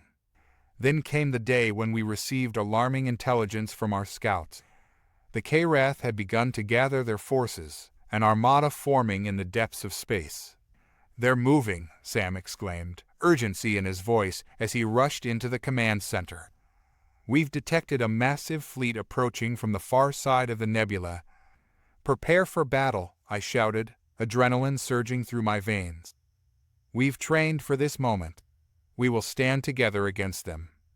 Verk, Alaris, and I exchanged determined glances.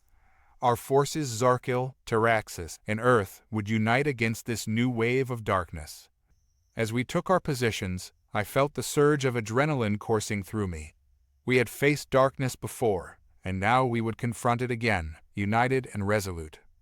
With the K-Wrath fleet on the horizon, I knew this battle would determine the fate of not just Zeta Prime, but perhaps the entire galaxy. Together, we would forge a new path and prove that darkness could be vanquished. "Hold your positions," I called, as our ships formed a defensive line. ready to confront the encroaching shadows. Today, we fight for our future. The air crackled with tension as the K-Wrath fleet loomed closer, their dark vessels a stark contrast against the vibrant backdrop of the stars. I could feel the resolve within our coalition, the Zarkil, Taraxis, and Earth forces united, standing shoulder to shoulder against an encroaching darkness. "Steady, everyone," I shouted, my heart pounding. "We've trained for this. Remember your positions." The K-Wrath ships moved in a formation that sent chills down my spine. Tendrils of shadow reached out from their vessels, swirling with malevolent energy, whispering doubt and fear into our minds. I fought against the encroaching despair, focusing on the bonds we had forged. "Holden," Sam called from his station, urgency ringing in his voice. "They're deploying fighter squadrons." "Everyone, prepare to engage," I barked, adrenaline coursing through me. "We're not going to let them take this ground." The battle erupted like a storm as the K-Wrath unleashed their fury upon us. Energy blasts lit up the darkness, illuminating the chaos of the battlefield. I fought alongside Verk and Sam, weaving through the enemy fighters as we worked in perfect synchronization. "Focus fire on their lead ships," Verk commanded, his voice cutting through the din of combat. With each blast that connected, I felt our unity strengthen. The K-Wrath might have the advantage in numbers, but we had the will to fight, and we fought fiercely. "Holden, they're trying to break our formation," Sam shouted, panic creeping into his voice. "Regroup, form a defensive line," I replied, my mind racing. "We can't let them separate us." As the battle raged, I could feel the K-Wrath's darkness clawing at my mind, attempting to unravel my thoughts. But I focused on the faces of my comrades, on the hope that had blossomed between us, and pushed back against the tide of fear. Suddenly, an explosion rocked the ship, throwing me against the control panel. I quickly regained my footing and scanned the chaos outside. K-Wrath vessels were breaking through our lines, their shadows consuming everything in their path. "Ilaris," I shouted, spotting the Taraxis leader at his station. "We need to rally our forces. If we let them breach our defenses, we'll be overwhelmed." He nodded, his emerald skin glowing as he activated the comms. "All units, listen. We must regroup at the central command ship. We can't allow the K-Wrath to breach our defenses." As we fell back to the command ship, I could see the chaos unfolding around us. Ships from both sides exploded in bursts of color, a terrifying dance of destruction that left no room for error. "Holden, they're pushing us back," Sam shouted, desperation creeping into his voice. I felt a surge of determination as I took a deep breath. "We've come too far to turn back now. We must regroup and fight back harder." With our forces consolidating around the command ship, I quickly devised a plan. "We need to strike at the heart of their formation. If we can disrupt their command ship, we might turn the tide." Vork and Alaris exchanged looks of understanding, and we began to relay our strategy to the coalition. "Prepare for a coordinated strike on their command ship," I ordered, adrenaline flooding my veins. "We'll hit them hard and fast." As our forces moved into position, I could see the K-Wrath command ship, a dark behemoth pulsing with ominous energy, hovering in the center of their formation. It was a mass of shadow and light, and I knew it was the source of their strength. "Now," I shouted, leading our attack. The coalition surged forward, a wave of resolve crashing against the K-Wrath's dark fortifications. Energy blasts lit up the darkness as we fought through the swarm of K-Wrath fighters, the thrill of battle igniting our spirits. I felt invincible alongside my allies, united in purpose. We broke through the K-Wrath lines, closing in on the command ship. Its energy field flickered, but the shadows twisted and writhed, resisting our advance. "Holden, we're taking fire," Sam yelled, adrenaline pumping through his voice. "Push forward. We have to get to the command center," I shouted, determined to break through. As we neared the command ship, I could feel the oppressive darkness pressing down on us, whispering doubts and fears. I gritted my teeth, pushing back against it. "Together," I called, drawing on the strength of my allies. "We can do this." With a final push, We reached the K-Wrath command ship's exterior. I could see a hatch, glowing with dark energy.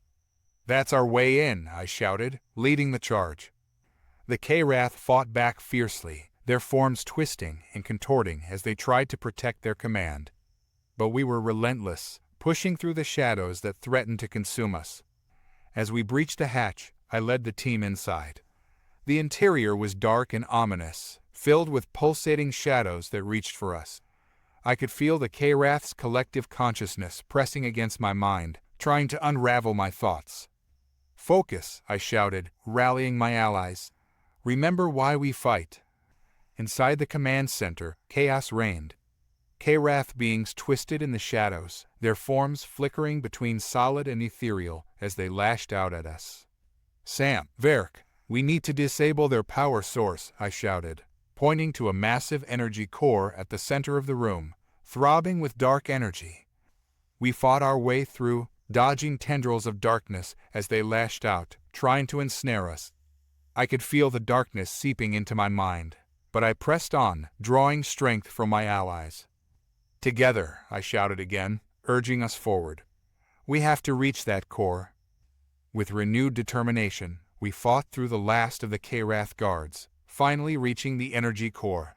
It pulsed with a dark light, and I could feel its power radiating through the room. "Now," I shouted, looking at my allies, "we must disrupt its energy flow." Verk and Sam nodded, and together we focused our efforts on the core. Drawing on our combined energies, we unleashed a wave of power, a burst of light that pierced the darkness. The energy core trembled as we pushed against it, shadows writhing in pain as the power surged through. The K-Wrath shrieked, their collective consciousness faltering as the core destabilized. "Keep pushing," I urged, feeling the pressure build as we fought against the darkness. "We can't let up now." With one final surge of energy, the core exploded in a brilliant flash of light. The darkness shattered around us, and the K-Wrath's hold on the battlefield crumbled. As the light faded, I found myself standing amidst the wreckage of the command center. The K-Wrath forms flickered and dissipated, leaving only echoes of their dark presence. Did we win?" Sam breathed, his voice trembling. "Yes," Vark replied, awe in his voice. "We have pushed back the K-Wrath." As we emerged from the command ship, the battlefield transformed around us. K-Wrath ships crumbled and fell, their forces scattering into the depths of space. The coalition had prevailed, our unity shining brightly in the darkness. "Holden, we did it!" Sam shouted, laughter spilling from his lips.